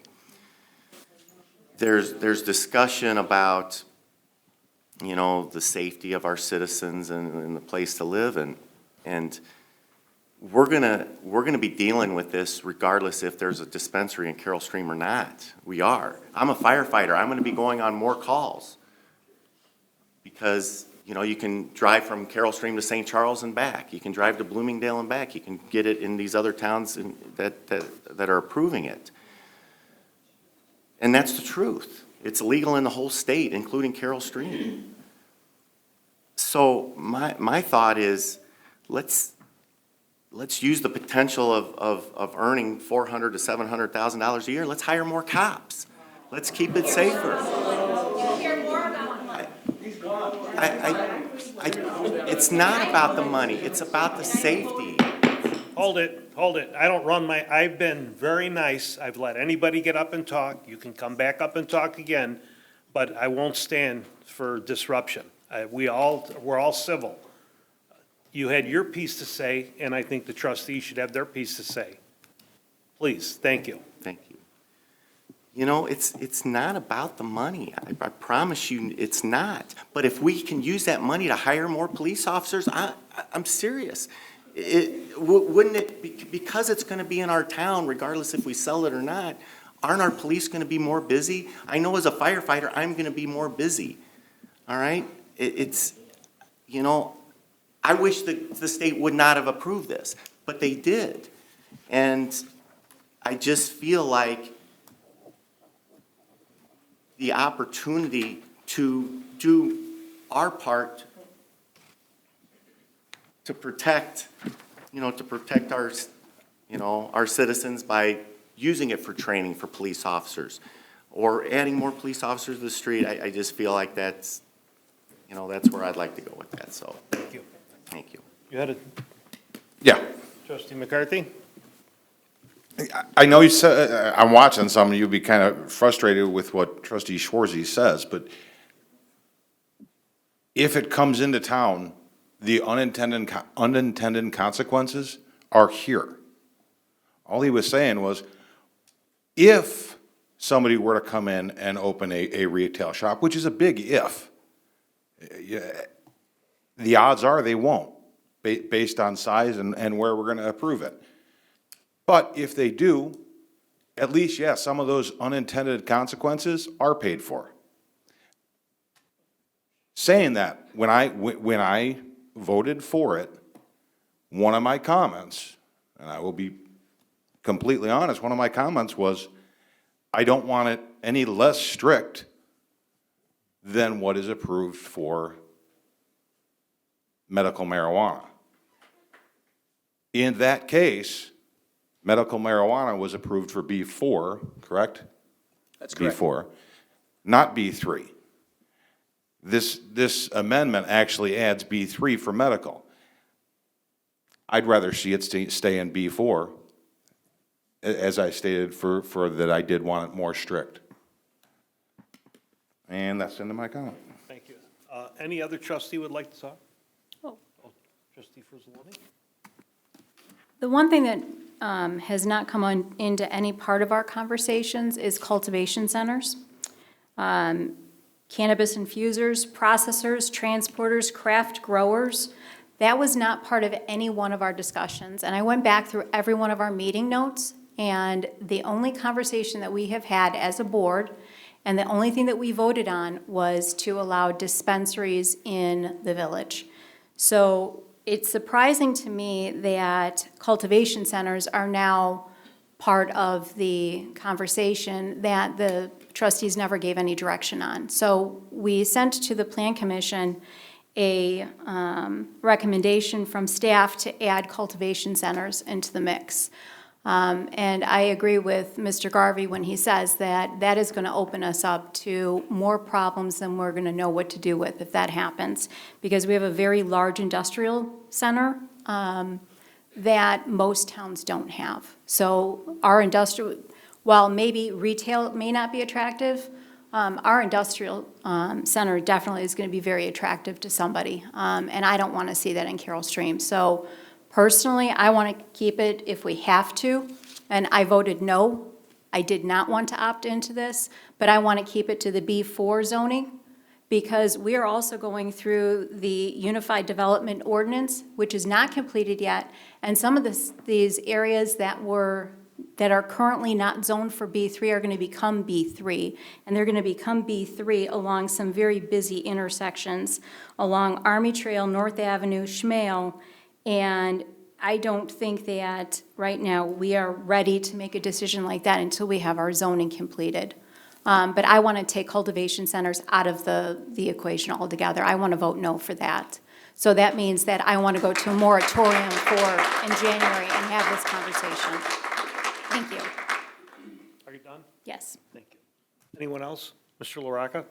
Oh, I'm sorry, John? Well, like I said, I agree with Greg. If we're talking about Colorado, and that's a state. We are not a state, we're a city. The state of Illinois approved it. He's right. I think if it was up to us, we'd say, no, illegal, it's federally illegal, it should be illegal. But JB decided that he wanted to bring it in and legalize it and make money. So, and all these opt-out talks that we were hearing, those belong towards Springfield, because they're the ones who legalized it. We're not legalizing it at all. But, and again, I've heard people have lost children and stuff, but this was before a dispensary was here, so it's here. We're not saying, hey, let's go get high, let's go to Carroll Stream. We're not saying Carroll Stream, hey, come to Carroll Stream and get high. We're not having commercials to come into Carroll Stream and get high. The state is allowing it and saying that it's legal. So our job is to limit the locations where it can be sold. And that's That's what I have to say. Thank you. Trustee Zalik. Trustee LaRocca. Thank you, Mr. Mayor. What has Springfield been right about lately? Just because they approved it doesn't make it right? No, it's not right. Let me just say, I don't have any problem with the medical side of it. It's a need. I think what Springfield has done is sold out the residents of Illinois. And I am not going to sell out the residents of Carroll Stream. I voted no. I voted no originally. I don't want to see it sold in Carroll Stream. I know it's here. I know it's legal. It's going to be legal. But this isn't something new. We've been dealing with marijuana for years. And when I was a kid, I was exposed to it. So it's nothing new, and we've been dealing with it for a long time. What happened, let me ask the question, what happens when the expenditure part outweighs the revenue part? Is it a good deal then? No, I don't think so. And I think that's gonna happen. This isn't like the marijuana in the 70s, in the 60s. This is potent stuff. And and Joe, this is for you, okay? I don't want to see Carroll Stream go to pot. Wow, what a quote that is for the examiner, huh? Thank you, Mr. Mayor. Wonderful. That was good, that was good. That was gonna be my line maybe, but you beat me to it. Okay, I'm gonna go to the attorney on this, so now where are we at here? Well, you have no recommendation from the Plan Commission. You need to recognize that under state law, the village has no authority with respect to medical marijuana dispensaries nor medical marijuana cultivation centers. So you have no authority to zone those out. They can come and they can be here if they choose to get a license. Now, you also know that there are none who have come and who've requested the first round of licenses. With respect to recreational cannabis, there are initially 55 licenses that are going to be granted statewide, and those are only going to be granted to current licensees of medical marijuana. So in order to get a license, someone already has to have a license for medical marijuana, and then they can apply. They do not have to have it at the same location, but typically they are looking at the same area. In terms of the issues, I think you have three issues as I understand it. First, with respect to dispensaries, whether or not you are going to allow them in the B3, whether you're going to allow them in the B4, which is currently where medical marijuana is allowed, or whether you're going to allow them in both. And then the second is with respect to cultivation centers. The law with respect to recreational marijuana allows municipalities to prohibit any and all of those various, what we'll call cannabis business establishments, meaning the dispensaries, the cultivation centers, the infusers, the processors, the transporters, etc. So you'll need to make a determination with respect to whether or not you're going to allow those other types of establishments to be in the I district, which was what staff was recommending. My understanding is that staff made the recommendation on those based upon the fact that cultivation centers for medical marijuana are already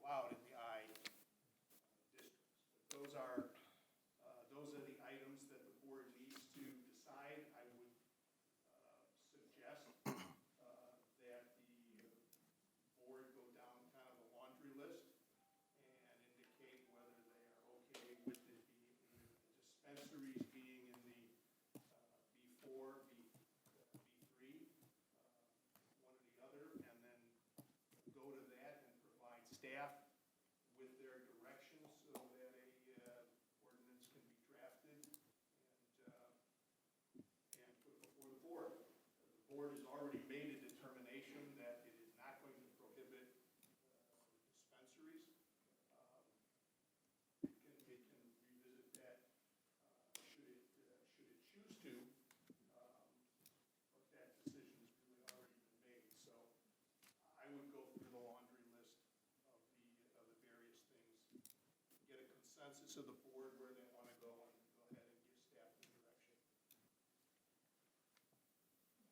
Thank you. Should we go through the list, or, Mr. Mayor? I think if I the may? first question should then be, what's the consensus of the board with respect to allowing recreational cannabis dispensaries in the B4 district, which is the same district that medical dispensaries are currently allowed? Okay, well, before I'd like to say a few things.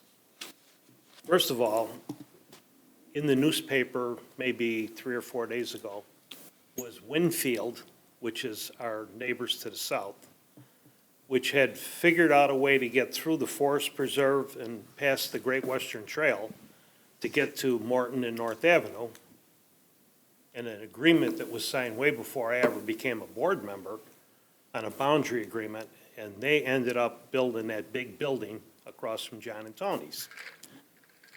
They passed, according to what I read in the paper, cannabis sales because they need the money. And they changed that 1,000-foot to 100-foot, if I read that right. Check.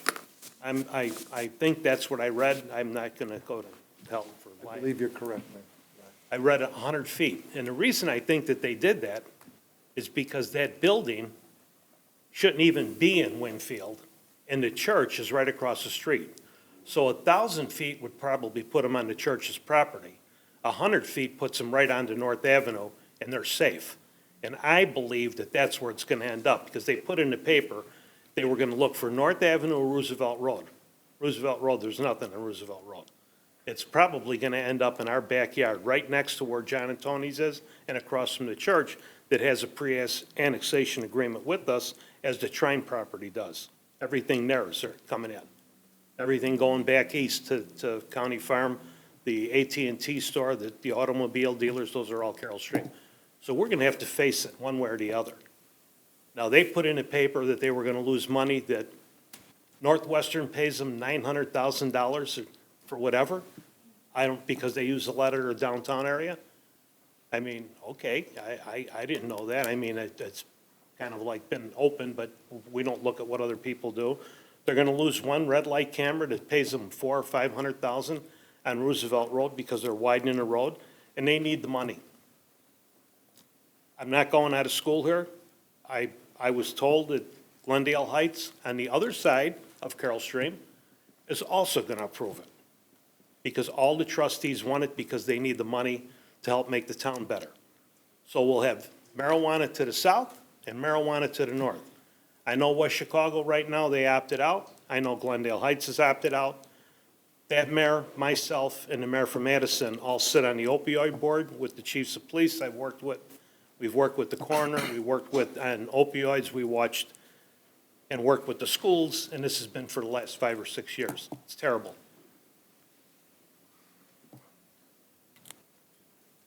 Addison has 2 dispensaries in their medical, and they already approved them.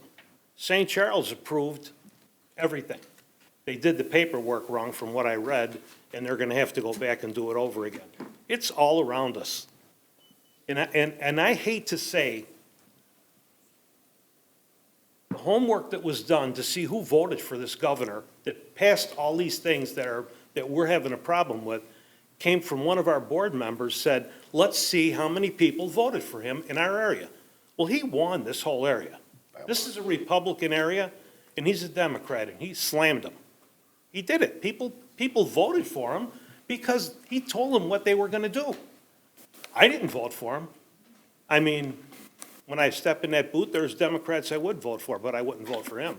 I didn't like what he stood for, and he did exactly what I thought he would do.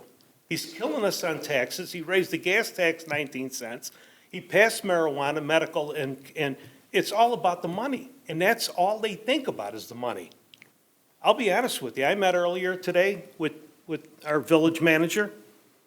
And I said, if this goes through, not one penny goes into the coffers for anything that they may need for anything. The money will be put in a separate fund. It'll be controlled by John Baytek, and it'll go for only good things. It'll go for Meals on Wheels. It'll go for rides for, we have a rideshare program that is available for seniors that need to get to shop. We have no money to give them. Where are we going to get the money to do all these things?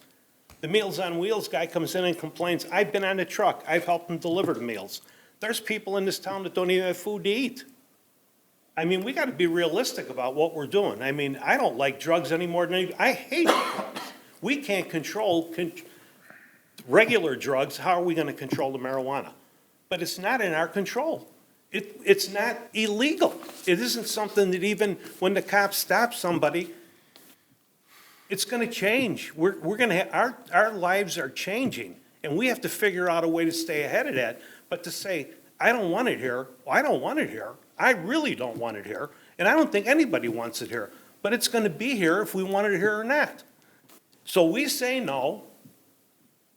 Winfield opens that building up, and I tell you, I'm going to be honest with you. I met with some people, and I talked to them. I said, so what would you put in that building? Somebody said gummy bears. That's one of them. Ice pops they make now. They make drops and stuff, and I mean, there's so many ways. They don't just want to grow dope and smoke it. Those days are over with. You could put it in everything, and somebody said muffins. That's been around for a while. But I mean, that's what we're dealing with here. This isn't normal. Now we got 25 people, we got maybe 10 that got up and spoke. We got 40,000 residents. Where all of you were before, I'm not really sure, but we've been talking about this for a while. We had people get to that podium that had cancer that said, I want to buy my stuff in this town. Kathy Courier, I think, was one of them that said we should do it, and she was probably, I mean, I don't know, she really thought it should be done because of the money. It ain't about the money with me, because that money is going to be spent in feel-good things, and it ain't going to be $400,000, because all the reports that I read, I've been getting reports from our chief of police for like the last 3 years on Colorado. Colorado's a joke. They're not making money, they're losing money. People are leaving because it's so bad there. The West Coast has got a glut of dope. My concern is Chicago. That's my concern. They're picking all them spots that they want to put all these dispensaries. They're already controlled by all the gangs in Chicago. Now they're going to compete with the city of Chicago to sell drugs against them. I mean, that's what we're facing. So now when and if it becomes a profit for the mayor, which has got her back to the wall, she's going to put the pressure on the gangs. You know where the gangs are going to come?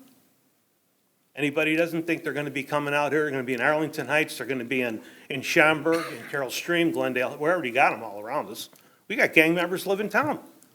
We know who they are. We like to think we know who all of them are, but because we're very strict, they usually don't do too much in this town, which is good.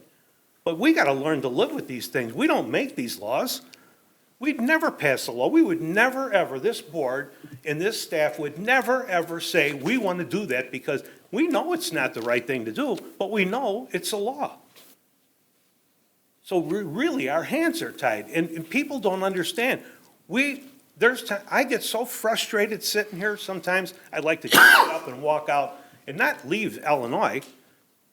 Maybe go to France and live or someplace. I don't know. I love this country, and I love Carroll Stream, but they make it so hard for us to do things and to make decisions. He's a firefighter. You know what I wrote on a piece of paper? Stop.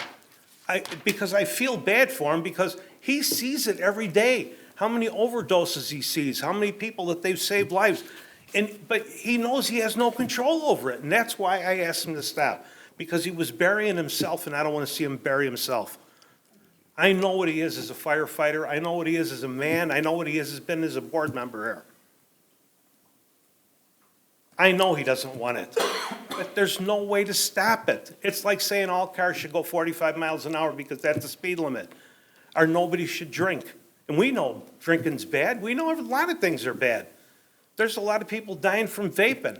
We've done a whole study on it. I went through some of the schools, some of the doctors. I talked to the people at Amita Hospital and the people from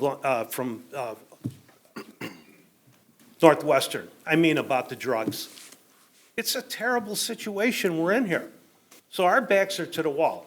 I mean, I just want to let you know how I feel. I hate drugs. There is nothing worse, in my opinion, than drugs. Alcohol is the same, it could be the same thing, but they pass things in Springfield that we have no control over. They pass gambling. The only thing they missed, and somebody said, that I talked to out in the hallway, they talked about, all bad things. The only thing they miss is prostitution. And really, we have prostitution. We just kind of figured out a way. We bust them one at a time. They're called massage parlors in some cases. I mean, it's no secret. We busted 3 or 4 of them. I mean, they bust them all the time. You see it all the time on television and news and stuff. I mean, it's all around us. It's the society we live in. It isn't, I would love this to be where everybody, we didn't even need police. They could all go home and we could all just be, not everybody love each other. But that's not the world we live in today. The world we live in today is a rat race. And anybody that can't, and I hate to say that because I live in that rat race. It's a rat race. We don't take care of each other the way we used to. We don't look out for neighbors like we used to. We just, it's all about us all the time, and it's always about money. Money, that's all I hear. And in this case, what bothers me is, did I tell you what their money was going to go to today? Mm-hmm. Absolutely. I want to make it real clear that if this thing gets passed and there is money, not 1 cent's going to go to buy police cars. They're getting 8% from the state, the police department. That's their money. Now, think about that. The state's willing to give them, is that right, that number, 8%? Yes. You'd think they'd give them 8% if they didn't think there was going to be a problem? They know there's going to be a problem. So throw money at them. But they ain't going to get my 4% if it comes down that we do that and we get money. That 4% is going to go to feed people in this town that don't have food. It's going to go to ride share. It's going to go, we sell, and I'm not complaining.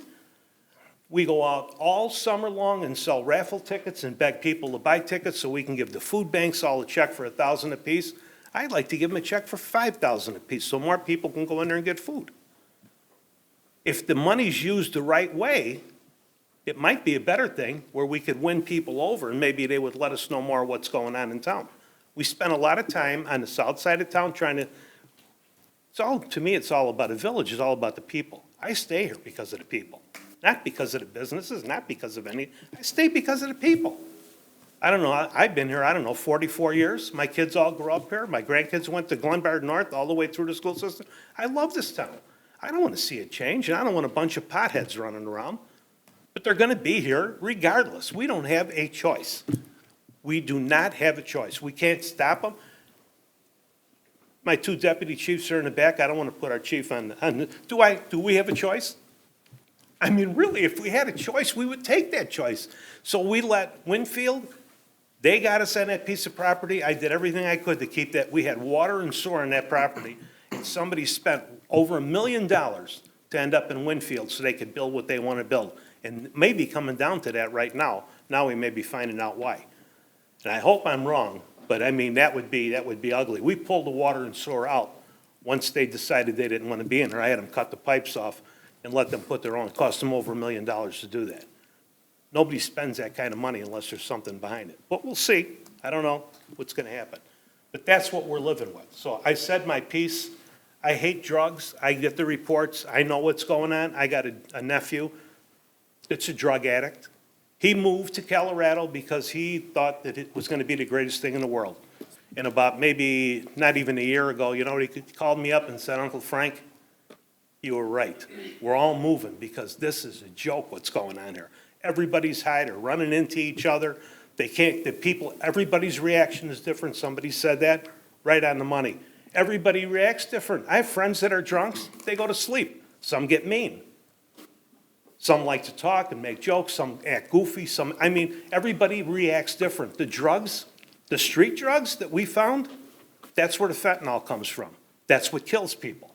It's not the marijuana that's killing them. The marijuana will kill the brain after a period of time. We all know that. All my friends that were in Vietnam, almost every one of them are dead. I never went to Vietnam, thank God. But most of them are dead, and they died ugly deaths. I mean, terrible. Couldn't breathe, couldn't do anything. I mean, it's terrible. Just had another one die a week ago.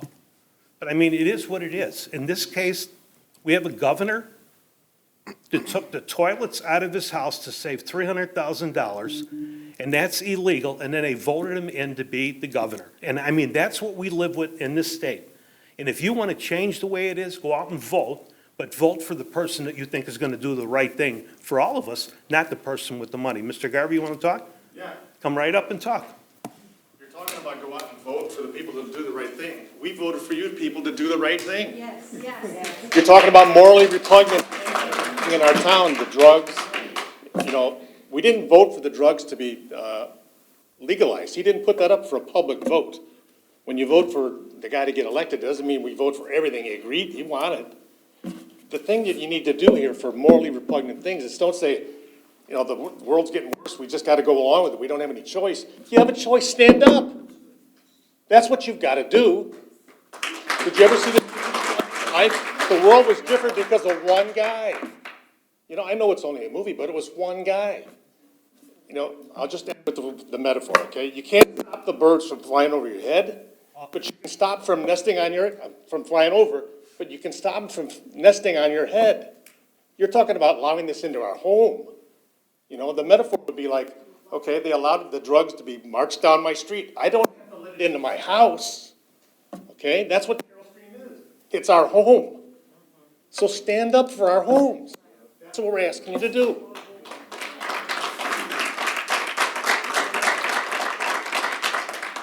So this group is 100%, oh, Justin? Yeah, okay, that, you get a second choice.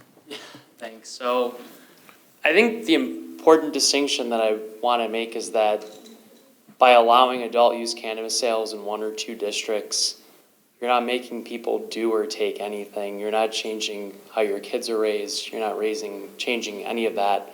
You're giving businesses the chance to apply and go through the Planning and Zoning Commission and go to you like any other business would, like any other plan would.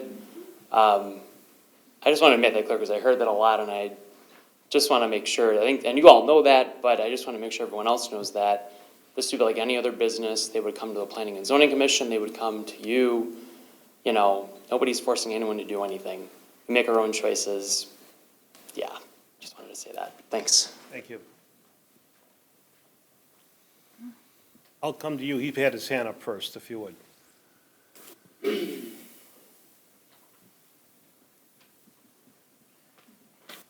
know, 20 years ago, I was selling product at Robert Taylor Homes and Stateway Gardens. I was the only white guy in that project. In fact, they would call me on Sunday night and say, don't come down tomorrow morning, there was a shooting. And I would go down there and I would have to pick up checks for thousands of dollars. And when I moved my family out here 15 years ago, I was working in Cicero, where I was threatened by MS-13, and I had illegal corruption from government officials and all those wonderful stories. That was my life. And when I moved them out here, I recognized that Chicago, the big dog, had pushed their problems into the suburbs. And I recognize all of you. Many of you I'm friends with on Facebook, and I appreciate all your hard work. Sir, you came to my church a year ago when a man had an episode, and you were there, and you were phenomenal. So I wouldn't besmirch any of your characters. But I also owned a small business for a while, and I learned that location, location, location. So even though we're surrounded by these places where they will sell, we could be a refuge for those that don't want to be put up with that stuff. Where are we going to be in 5 years, sir? You've been here 44 years. You have been a tremendous leader for this community. And you say, how did we get to these people voting for this governor? And I would say 10 years from now, we're going to say the same thing about how do we get the people who voted for your replacements? Because they're going to support all the terrible things that we're here to fight against tonight. And so I'm asking you to do the hard thing. I'm asking you to stand up for what's right. We'll find another way. Maybe we get together as a community, figure out a way to draw more revenue in if that's the issue. But this is a place I want to raise my kids. This is a place where I want to be proud to say I'm from Carroll Stream, Illinois. Because I'm no longer proud to say I'm from Chicago. I'm no longer proud to say I'm from Illinois. Sometimes I even wonder if I'm proud to be from America. But I am proud at this point to be from Carroll Stream. And I would hate to see that taken away from me. Thank you. Thank you.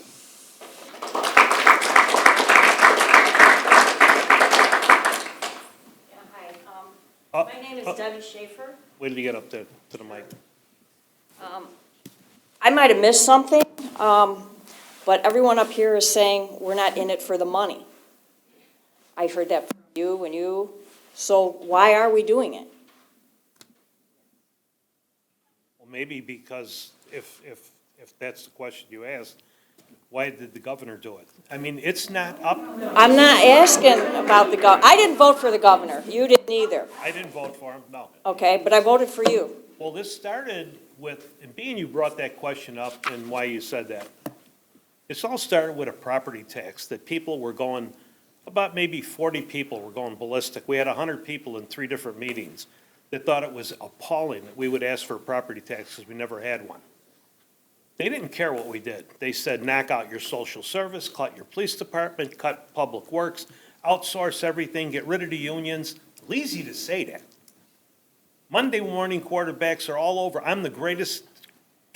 No one could pick baseball teams or football teams better than me on Tuesday. It's all over with by then. I could say that. You should have never threw that pass. We don't have the choices that everybody has. We have to make choices, what we think is good for 40,000 people. We got 9 or 10 people here tonight that are complaining. We've gone through, how many meetings have we gone through with this? I don't want to put you on the spot, but I mean. It's been. We had a workshop, we had a board meeting where it was discussed. I mean, this isn't something that came just tonight. Yeah, again, like John said, shame on me, but I didn't hear of anything. And I know a lot of people, when we were asking for signatures, they didn't hear anything. People are just as shocked as I was to hear that we opted in. And John Woolman came in here and gave me, and I know John, and I would consider, honestly, I consider John to be a friend and a holy man. I know, I was just saying, he said shame and a on good one. him, I mean, and he I'm doesn't saying look shame like on it, me but he's a too. good holy man, believe me, when I say that, because he does care about the people. Yeah, I've watched what he's done for people. I know John very well myself, so you're not telling me anything new there. I was just wondering, why are we doing it if it's not for the money? That's all. Well, I think that the reason I would, if I voted for it, I would vote for it because it's gonna be here anyway. And I would rather have. That's silly. I would rather have, wait a second, I would rather have the money for the Meals on Wheels and for the ride share for the people that can't afford to go. That ain't gonna happen if we don't have that, because we fought for a stinking $3 million that our budget is like the library's budget. Not like the school budget could be, like 25,000 on your bill on my building, or my house is not that high, but, I mean, we're looking at what we could do to make this a better village. I mean, I don't have the money to work with. I can't take part of that 3.1 million that we put in property tax and say, let's take 25,000 and put it for Meals on Wheels. We went from 10,000 to 5,000, went back to 10,000. We don't have that luxury to have that money. We have a social service department. They said, cut them out. And I don't want to get into, when people die and kids die and families are in dire straits, that's where they come to, our social service department. That's who goes to the schools and talks to them. That's where our police department takes over. I can get rid of a lot of things, and we wouldn't have to put a property tax on. And then everybody go, where do I go? My kid just killed himself. Go to the county. No, that's not what we're about. We're about really taking care of our people. Right, yeah, I understand that. I'm not voting, so I mean. Can I make a comment? Sure. 'Cause it is about the money. It is, because we had, during our property tax discussion, we had someone in the audience say, how dare you instill a property tax when you have the cash cow of cannabis? So if you instill a property tax, you better vote for cannabis, which I don't agree with, but I wish we could be DuPage County. They voted that opt-out in all unincorporated areas. But guess what? All the areas that are in DuPage County that opt in, they get 3%.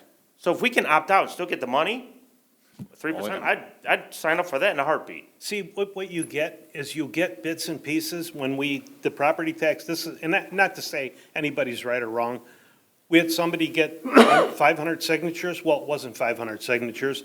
And there was signatures from people that lived in New York that signed that they didn't want a property tax here. But that's what happens when you put this out on the social media. We've been going through, this isn't something new. We talked about a property tax for 5 years. I mean, every year we talk about it, it just kept getting worse and worse. The state takes more money away from us, and I think that's a good point, John, because they didn't want it in the county. The county voted for it. They didn't want it. But if we put it in, they want 3% of the money. It's like, It's about the money. I mean, it's always about the money, because the more money you got to work with, the better things you could do for people. Okay, so we're opting in and putting it in these districts for the money. Not yet, we aren't. No, we didn't vote on it yet. Okay, well, I was I just mean, we don't confused, know- because I we don't kept know hearing, where we're it's gonna not send for the them from money, here. not for the money, but You now have- it is for the money. You have your opinion, Uh-huh. and if we open this up, you'd have 15 cancer patients that came in, a lot, not 15. Well, that's for They medical came in- marijuana, that's different. What? That's for medical marijuana. Well, there's also a number of medical things that don't qualify for medical marijuana. So, I mean, there is that, to be fair. A lot of the people that have problems are not buying medical marijuana. And the next thing we're gonna see, first of all, the medical marijuana, when you look at what the license costs, I don't know, it's like $100,000, maybe more. To get in, you have to pay more. Then you gotta find a building, then you gotta hire people. The guy on the street that's selling marijuana, he don't have any overhead. He's got the trunk of his car, the back seat, and he'll be selling marijuana. It'll be a field day for him. I don't know how much money, I don't even think it's gonna be anywhere near what they're saying. Greg said 400,000 because I think he read that in the paper, because that's what Winfield said. They need that 400,000. I don't think it's gonna be anywhere near that. I think it won't even, won't scratch the surface of what we think it's gonna be. We're still gonna have the problems that we have. We're still gonna be here, it's still gonna have dope heads and people in this town, with or without the money. It's gonna happen. We can't stop it. Do you understand what I'm saying? I understand what you're saying. It's like saying, we don't want anybody to pay taxes anymore. We vote on that, let's vote on it. But that doesn't mean it's gonna stop. We got an award tonight because we went with B20 gas. We fight it all the time. Did West Chicago go with B20? Did Winfield go with B20? We're trying to make it better. We planted 2,000 trees. What did they plant? Okay, well, thanks I for mean- hearing from me. I can sleep tonight. I had to get up here. Thank you. Well, that's good, thank you. Anyone else? Can I ask you a question? Sure. Bob, what do we make, what do we make for gambling a year? Gambling? Machines. We have to look that up. I think the budget's 275. Okay. What's the point? It's over 200,000. But Winfield won't approve it. They need money. They can't approve it because they're not home rule. Yeah, they would only get And if they want $25. to, approve it, they have to go to referendum, and their residents said that they didn't want it. Okay, now I'm glad you brought that up, because I think you were going against us instead of with us on that question. Why did they not do it? They didn't do it because of the money. They did it because their residents didn't want it, and they voted on it, okay? I mean, we have the ability, because we're home rule, we could vote and do it. We don't have to do any of this. We just pass whatever we want to pass, but that ain't what we do. Understood. And if they put it in, they get $25 a machine. When we put it in, we get $1,000 a machine. That's the difference, because they're not home rule, if they would have passed it. For $25, I wouldn't let one restaurant in this town have a machine if we couldn't get at least 1,000 out of each one. And our stinking 5%, which is a joke compared to what everybody else is getting. But they would have passed it in a heartbeat if they could. They're jumping on this marijuana thing, I'm telling you, because to move that 100 foot, I didn't give them as much credit for being as smart as I thought they were, a lot smarter than I thought they were, changing that rule to 100 feet. And think about it, they got one of the biggest hospitals in this whole area, right in the middle of our town. And I know how the people from Northwestern feel about marijuana. All you gotta do in drugs is just go into their ER and spend some time there. Half the people who go in there are begging for drugs. I mean, they would have done it if they could, and being you brought it up, we've got 80 machines in town. We've had them in town from the very beginning. We have never, ever had a problem. Not one problem, because our cops watch it. We go through the numbers on the machines. We got somebody that goes through with the state. They ain't even allowed to open or close those machines unless we know about it, unless the state knows about it. We have red light cameras in our town. You read about them all the time. People are going to jail for red light cameras. We've had them 10 years. We haven't had one problem in 10 years because we wrote, it was written right. It was executed by our police department right. and it was done the way it should be done. And we really try to do everything we could. When we have control, we take control. This is a situation that this board is tore apart because of this. I mean, the vote already happened. It's 4-2 to vote that it's in. 2 voted no, 4 voted yes. Now the question is where are we going from here? So now, where are we? Same as before. Well, okay, Mr. Mayor, if you may, Yeah, absolutely. I propose a motion to direct staff to prepare an ordinance that would approve the draft amendment, text amendments, as originally prepared by staff, which includes dispensaries in B3 and B4 and cultivation centers. Hold on, can we have a discussion before we make a motion? Absolutely. Yeah. Okay, because- Well, he doesn't have a second. Oh, okay, but again, like, I'm looking now, you know, when I first came in here, I was gonna vote for B3 and B4, for sure. And then I'm looking at this map, and I didn't realize, the Savers area was B3, okay?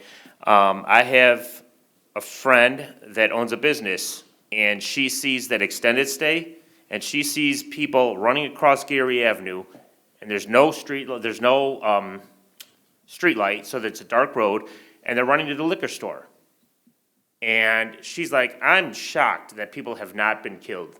Because people, they don't use the light and crosswalk, they don't hit the button and wait for the little guy on the light and walk across in the crosswalk. They want their booze, so they run across. And she says that you're gonna have a fatal here in a matter of time. So, yeah, I'm a little, I was coming here with the intention of voting for B3 and B4, but when I saw and hearing her concern that there's gonna be fail because people are running from the extended stay to get booze and then running back, that there's gonna be a fail, and if there's gonna be a pot there, that's only more the reason that people are gonna run across. So, I'm leaning more towards now just making it B4. Don, can you tell us which one is B4 in the map? Any of the blue colored parcels, Which, okay, includes Windsor Park, Yep. and what else? the area on South Schmale Road. And what else is there at the moment? I mean, what is that area on Schmale Road? Those are some older, like 60s By and Main 70s. Place? No, it's not Gunderson? Caputo's. Caputo's is on North Avenue. That's, like, the west side of Schmale Road, Gunderson. Is that like where Mario's used to be in that area? In that It's little north of there. north It's just of there? north of there. Okay. So it would be by Manhattan's in that area? Or Just south of there, South of there, just south of there. where the Firestone dealer is? I'm gonna keep going till I Okay, find where that. if you look at the map here, Yeah, this triangle piece, right, my pointer's not working. The triangle piece that's, see there's a red parcel in the middle there? Okay, directly south of that, there's a triangle piece. That's that unincorporated triangle piece on Schmale, just south of the Wendy's. okay. So this area would be north of the Wendy's, up to Gunderson Road, and there's 2 little parcels north of there as well. That's where a lot of gambling is in there too, a lot of restaurants. Okay. It's across from Mauna Kea. But that's what's currently zoned for medical marijuana. Don, may I ask a question? Sure, sure. So right now, the Plan Commission has been working for months and months, and they have a special meeting coming up next week to continue the conversation on the Unified Development Ordinance. At the Plan Commission meeting last Monday, it was discussed, how is some of the zoning changes going to potentially impact the B3 district? Because according to the report that you gave us, there are several commercial properties along Army Trail North and Schmale that are currently zoned B2, but are proposed to be rezoned to B3 upon the completion of the UDO project. When is the project, and when are we going to complete the rezoning project? Properties that would be rezoned, that would be at the very end. I would say that's probably not going to be until mid-spring to early summer of next year. Okay, and then you talk about the Windfall Plaza. being proposed to be rezoned to a B1 Town Center zoning district. What does that mean? So one of the ideas we're talking about in the UDO is creating a new zoning district for properties that are kind of in our town center node to have uses on those properties, like at Gary and Lee's. We're hoping to have development go in there that would be, complementary to the town center. So it hasn't been approved yet, obviously. It will come back before the board ultimately, but that's one of the concepts that we've been talking about, is to create a town center zoning district. So what happens if somebody goes into the Windfall Plaza before it's rezoned? Because it's currently, if we vote for B3 and somebody goes in when it's B3 and then we rezone it to this B1 district, we have to grandfather them in. We can't close them. They would be considered a non-conforming use, that's correct. Okay. For the record, on November 21st, I sat in this room when our police department conducted a drug recognition expert training for, I don't know, what was there, about 75 police officers from all over the state that were in this room. And I had the opportunity to talk to a lot of them. And my question to them was, did your town opt in or opt out? And the people that told me that they opted in, I asked them their opinions on zoning, and they said, make it the strictest that you possibly can. This is going to be a nightmare for law enforcement. And these are people from all over the state. And these are people that I know, and I trust their opinions, and they don't work for the village of Carroll Stream. They're from all over the place. They're from the counties, they're from downstate, they're from the northern suburbs, and I won't use the language that they used, but they said if I have any say in this, make this the strictest that we possibly can. And that's my recommendation. We stay with B4. And no recreational cultivation centers.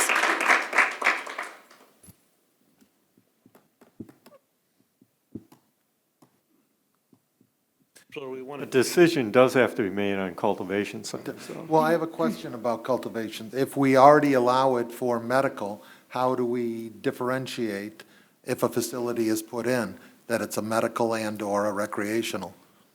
By their application and their license. There's a specific license For each. for medical cultivation, and there's a specific license for recreational cultivation. So. Could they do both? They could do both, but at least as the legislation stands right now, they'd have to get 2 licenses.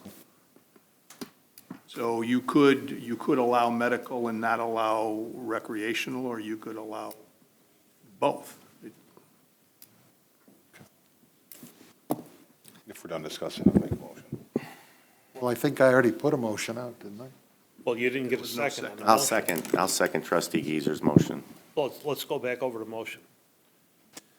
My motion was to direct staff to prepare an ordinance that would approve the draft text amendments as originally prepared, including dispensaries in B3 and B4, and cultivation centers for recreational and medical.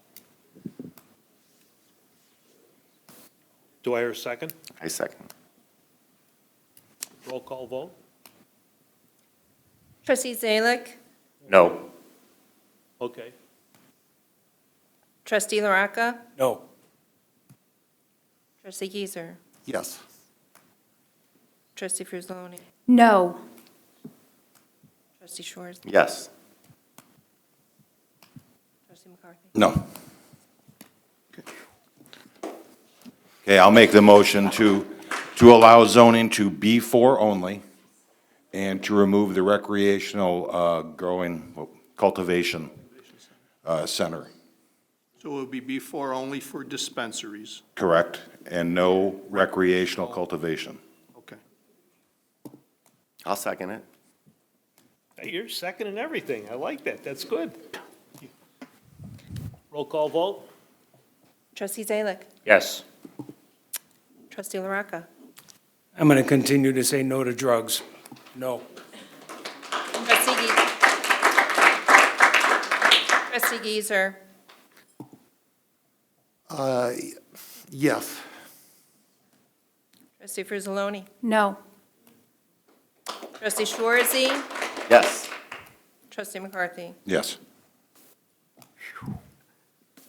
Made it again. So staff will prepare an ordinance that allows dispensaries in the B4. Then I would also suggest that I will come back with an ordinance that the village board would pass that would then limit the ability to have recreational cultivation centers, processing, transportation, et cetera, within the village totally. Yes, Correct? correct. Wait, say that that right? again? Yeah. I didn't understand that. He's writing at the other end, so apparently you're our attorney. Jim, repeat what you just said about the cultivation Sure, center. state law says that you can prohibit certain of the establishments within town.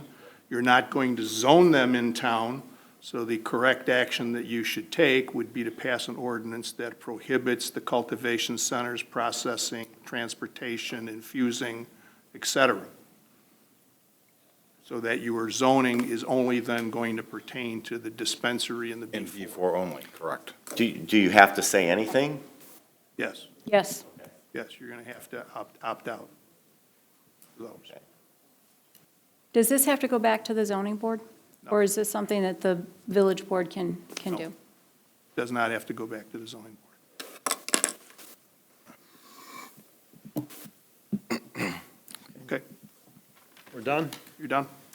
Report officers?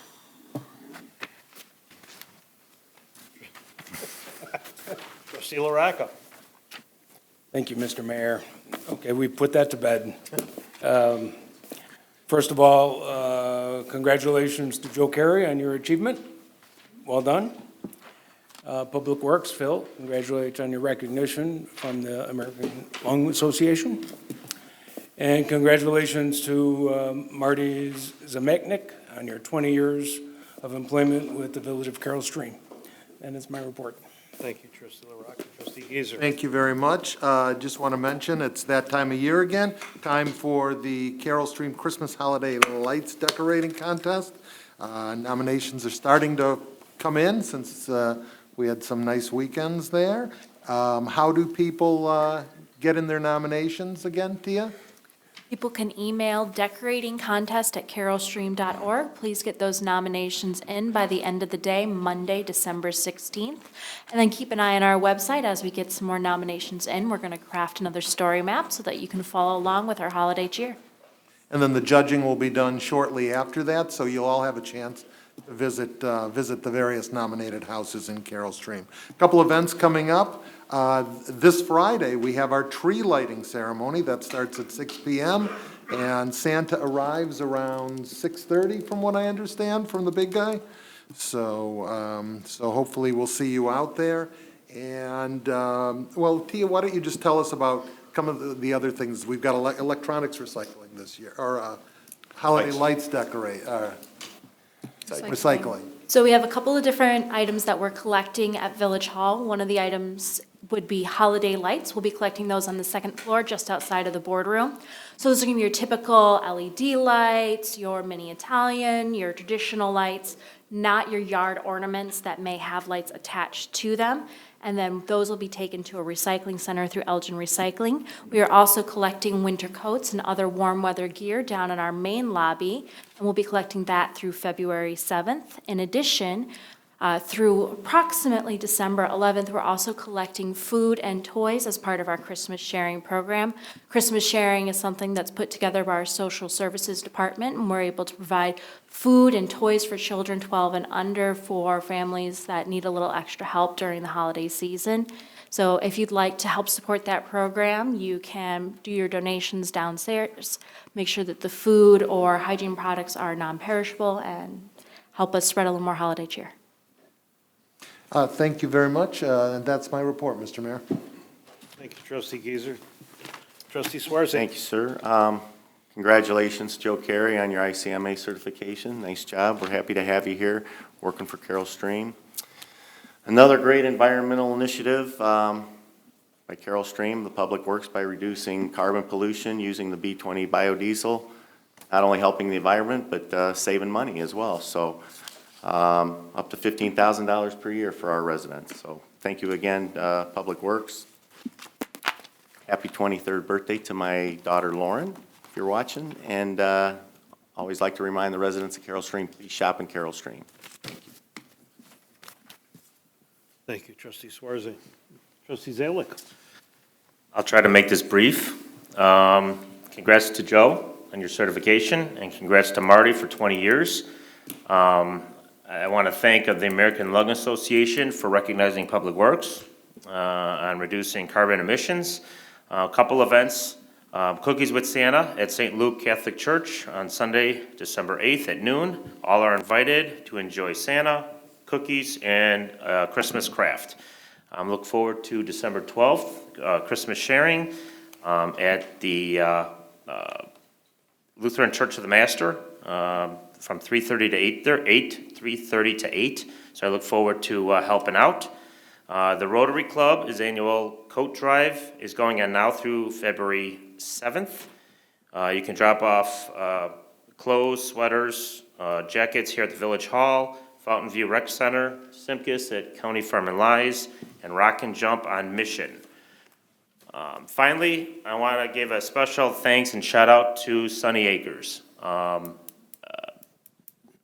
I'm friends with some of the owners there, the new ownership, and they called me on November 7th and had extra food from their Halloween festivities, and they didn't want it to go to waste. So they called, and I made a few calls, and I contacted Mindy from our social service department, and she put me in touch with Lutheran Church of the Master, and we donated potatoes, garlic, a lot of apples, lemons, I mean, there was a bunch of chips, and so I made 2 trips and brought all the food there, and they were very, very thankful that that was the case. So I just asked, the new ownership is also the owners of American Litho. They're a printing company here that has been in Carroll Stream for 20 years. They first were in Carroll Stream at Gary and Elk, and then they went to Gary and Mercedes. So please visit Sunny Acres. I know it's not in town, and we're not going to get any sales tax, but they're good people, and they have trees, wreaths, hot chocolate, and carriage rides. So please stop in and say thank you. And that's my report. Thank you, trustee Zalick. Trustee Frizzoloni. Thank you, Mr. Mayor. I just want to thank all the residents that came out last Monday night, came out tonight, that have reached out through Facebook, Nextdoor app, email, text messages. I just want to say thank you. We are a community that cares. Regardless of how you feel about the issue of marijuana, it really is out of our hands. The governor made this decision. The state legislatures made this decision. Now all we can do is try and come together and heal as a community, because a lot has been said back and forth on both sides.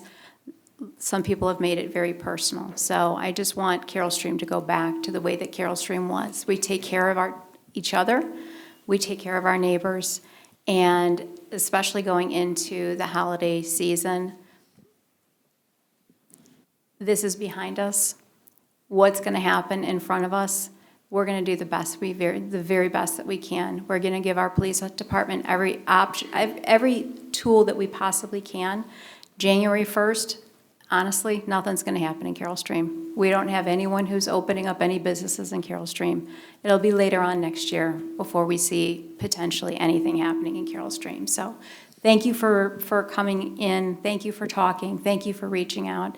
And if you don't come to another board meeting, please watch us on the YouTube channel. We do have a YouTube channel, so that's the best way to find out what's going on in Carroll Stream. If you don't get our newsletter, then like our Facebook page. There really is a lot of ways that you can find out what's going on in Carroll Stream. So thank you very much. That ends my report. Thank you, trustee Frizzoloni. Trustee McCarthy. And on top of those number of ways to contact every single person up here, you can contact, and we're always available, whether it's via email. All of us are on social media in one way, shape, or form, and we talk to people. We don't just ignore if messages or something. We listen and talk and discuss. So there's always a way to get a hold of us. Joe, congratulations. Well done.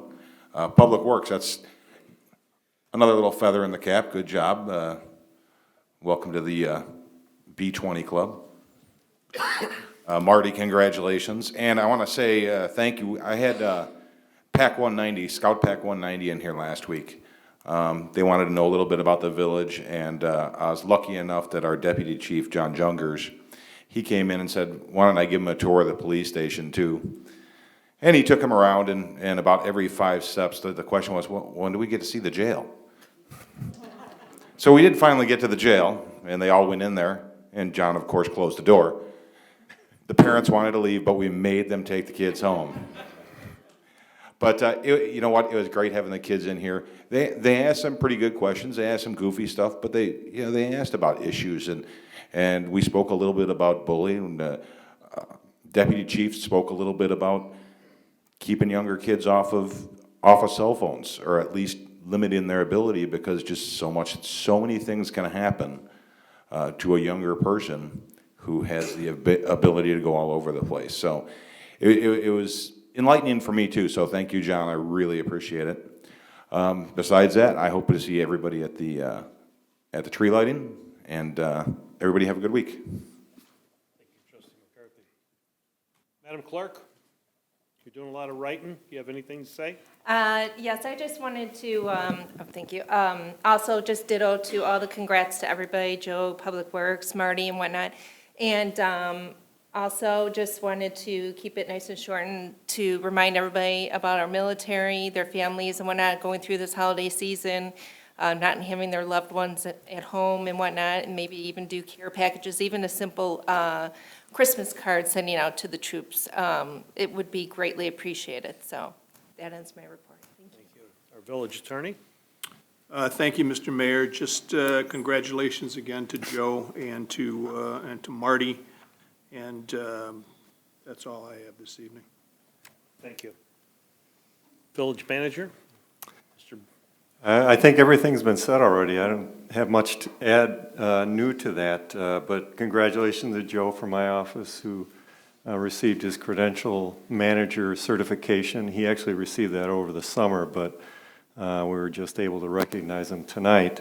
And then on the B20 diesel emissions, I wanted to point out that Sam Bargy and Andrew Olson, our garage supervisor, kind of spearheaded that under Phil's leadership. So I really appreciate that, because when I walk and a diesel truck goes by that's not on clean diesel, that oily air kind of hangs in the air for several blocks, and I have to cover up my mouth so I don't breathe it. But thank you for doing that. That's all I have. Well, anybody watch Survivor on television? This was the opposite tonight. The opposite of Survivor. Everyone up here said exactly how they feel. This board was split for the property tax on how much it should be, and split on the cannabis. I've been up here for 22 years, 13 as mayor. We usually come to a consensus. It's easy to come to consensus. These are two probably of the hardest things that we've had to deal with, both at exactly the same time, in the most corrupt state probably in the United States. And I commend them for being honest, for everyone that said how they feel and why they feel the way they feel. Just the opposite of what you see in a program like Survivor. Everybody lies to make everybody think that they're better. Everyone up here was truthful. And again, if you tell me go like that, when that vote is 4-2, I don't have to vote. I haven't voted in 13 years. 3-3, I'd have to make that deciding vote, and I'm not sure tonight what I would have done, to be honest with you. I'm not saying I'm voting for it or against it, but I'm going to tell you, no matter what you read or what you see or who talks, it always comes down to the same thing. It's always about the money. And John Zalek is right. I watch it. It's just a major problem. It's who has the most money controls everything, and that's the way the state makes it. It's unfortunate for us that it's run that way, that it's corrupt as it is. When you see Senate presidents dropping just that quick, and you see people under indictment left and right, it is what it is. We can't change it. It's a culture that started in Chicago and worked its way right down to Springfield. And we're stuck in a vacuum with them that we got to figure what's the best thing to do for the people that live in this town. And if we don't have money, we can't do the best things in this town. And I said it when people came in and they complained about the tax. What do you put property tax on? Get rid of it. So we get rid of snow plowing. Buy a shovel and buy your own salt. They don't want to hear that. But I mean, that's what it could come down to, is that we couldn't pay overtime. I mean, it always snows on Saturday and Sunday where they get that time and a half and double time. And we throw a lot of salt. I mean, we don't have a choice of what we do. When it snows, we call them in and they get paid. If we have a good year where we don't have a lot of snow, we don't throw a lot of salt, our budget is it's stronger, and we have less money to spend, and we have more money to put back in our general fund, or to put back in the streets, or whatever we want to do. But unfortunately, everybody thinks that it isn't only up to us. It's the laws that are made in the state of Illinois that we have to go by. I know how our police feel. I've met with them. I haven't met with everybody in the state like Mary has in the meetings. She comes in the meeting. They all know she is because she's a cert, and she goes to a lot of those things. But my people here are more important to me than anybody because they're the ones that have to deal with it. They adamantly didn't want it. Adamant, out, completely. And I get it. But we have no control over it. And if we could control it, there's a lot of things we could control, and we do it. We try to do the best that we have. We never, ever just jump in to do something. This isn't something that just said, we said, let's do this. The state said, this is it. You're in or you're out. You're in, you're out. They didn't, I mean, this is different. We're not used to this because it's usually a case where we get our stuff on Friday, we read it. If there's a question, you should read your packet on Friday, read it on Saturday, read it on Sunday. Call Bob if it's a question, call Public Works if it's a question, call John Baytek if it's a question, call the Chief of Police if you have a question. It's all in here. Do your homework. We sit up here and we vote, boom, boom, boom, and it's done and we're out of here. Then we come into property tax that we never had, and we come into cannabis we never had. And I think we've been put to the test. I could tell you that I've gone home and at night thinking I shouldn't come back here, to be honest with you. That's how upset I am with it. Because it isn't the decisions we make. We have to make decisions for 40,000 people and 22 million square feet of industrial space. And I know what Mr. Campbell said is exactly right on the money. They're going to go to lunch. They're going to come back. They're going to run that machine. I said it, and I commented that it could be once it's legal, and we have the same problem. I could have a public works guy. They're home, they're not working, they get a call, the water main breaks, they might have smoked at 8 o'clock at night, it's in their system. They could get in at 2 o'clock in the morning, drive their car and get down here. God forbid something happens and we do a blood draw and there's drugs in his system, then what do you do at that point? We're stuck like everybody else is. We don't have a choice. The state makes the rules. We have to figure out how we can get away from those rules. And unfortunately, in some cases, we can't. So I know everybody is not happy, but I do appreciate you coming in. I'll never cut anybody off. I'll give you as many opportunities as you want to take that podium. I don't care about the 3-minute rule, 5-minute rule. You have the right to talk because you live in this town, and that we all feel the same way. This is a village of people. And you'll always have that right as long as I'm here, and I'm sure that the 6 trustees that are up here feel the same way, whoever takes my place when I'm gone, or whoever takes their place. So with that, tree linings on Friday night. If anybody wants to come, we'd love to have you all there. Thank you all for coming tonight, and thank you for your input. Thank you. Motion to adjourn. So, All in favor? aye. Aye. Meeting's adjourned.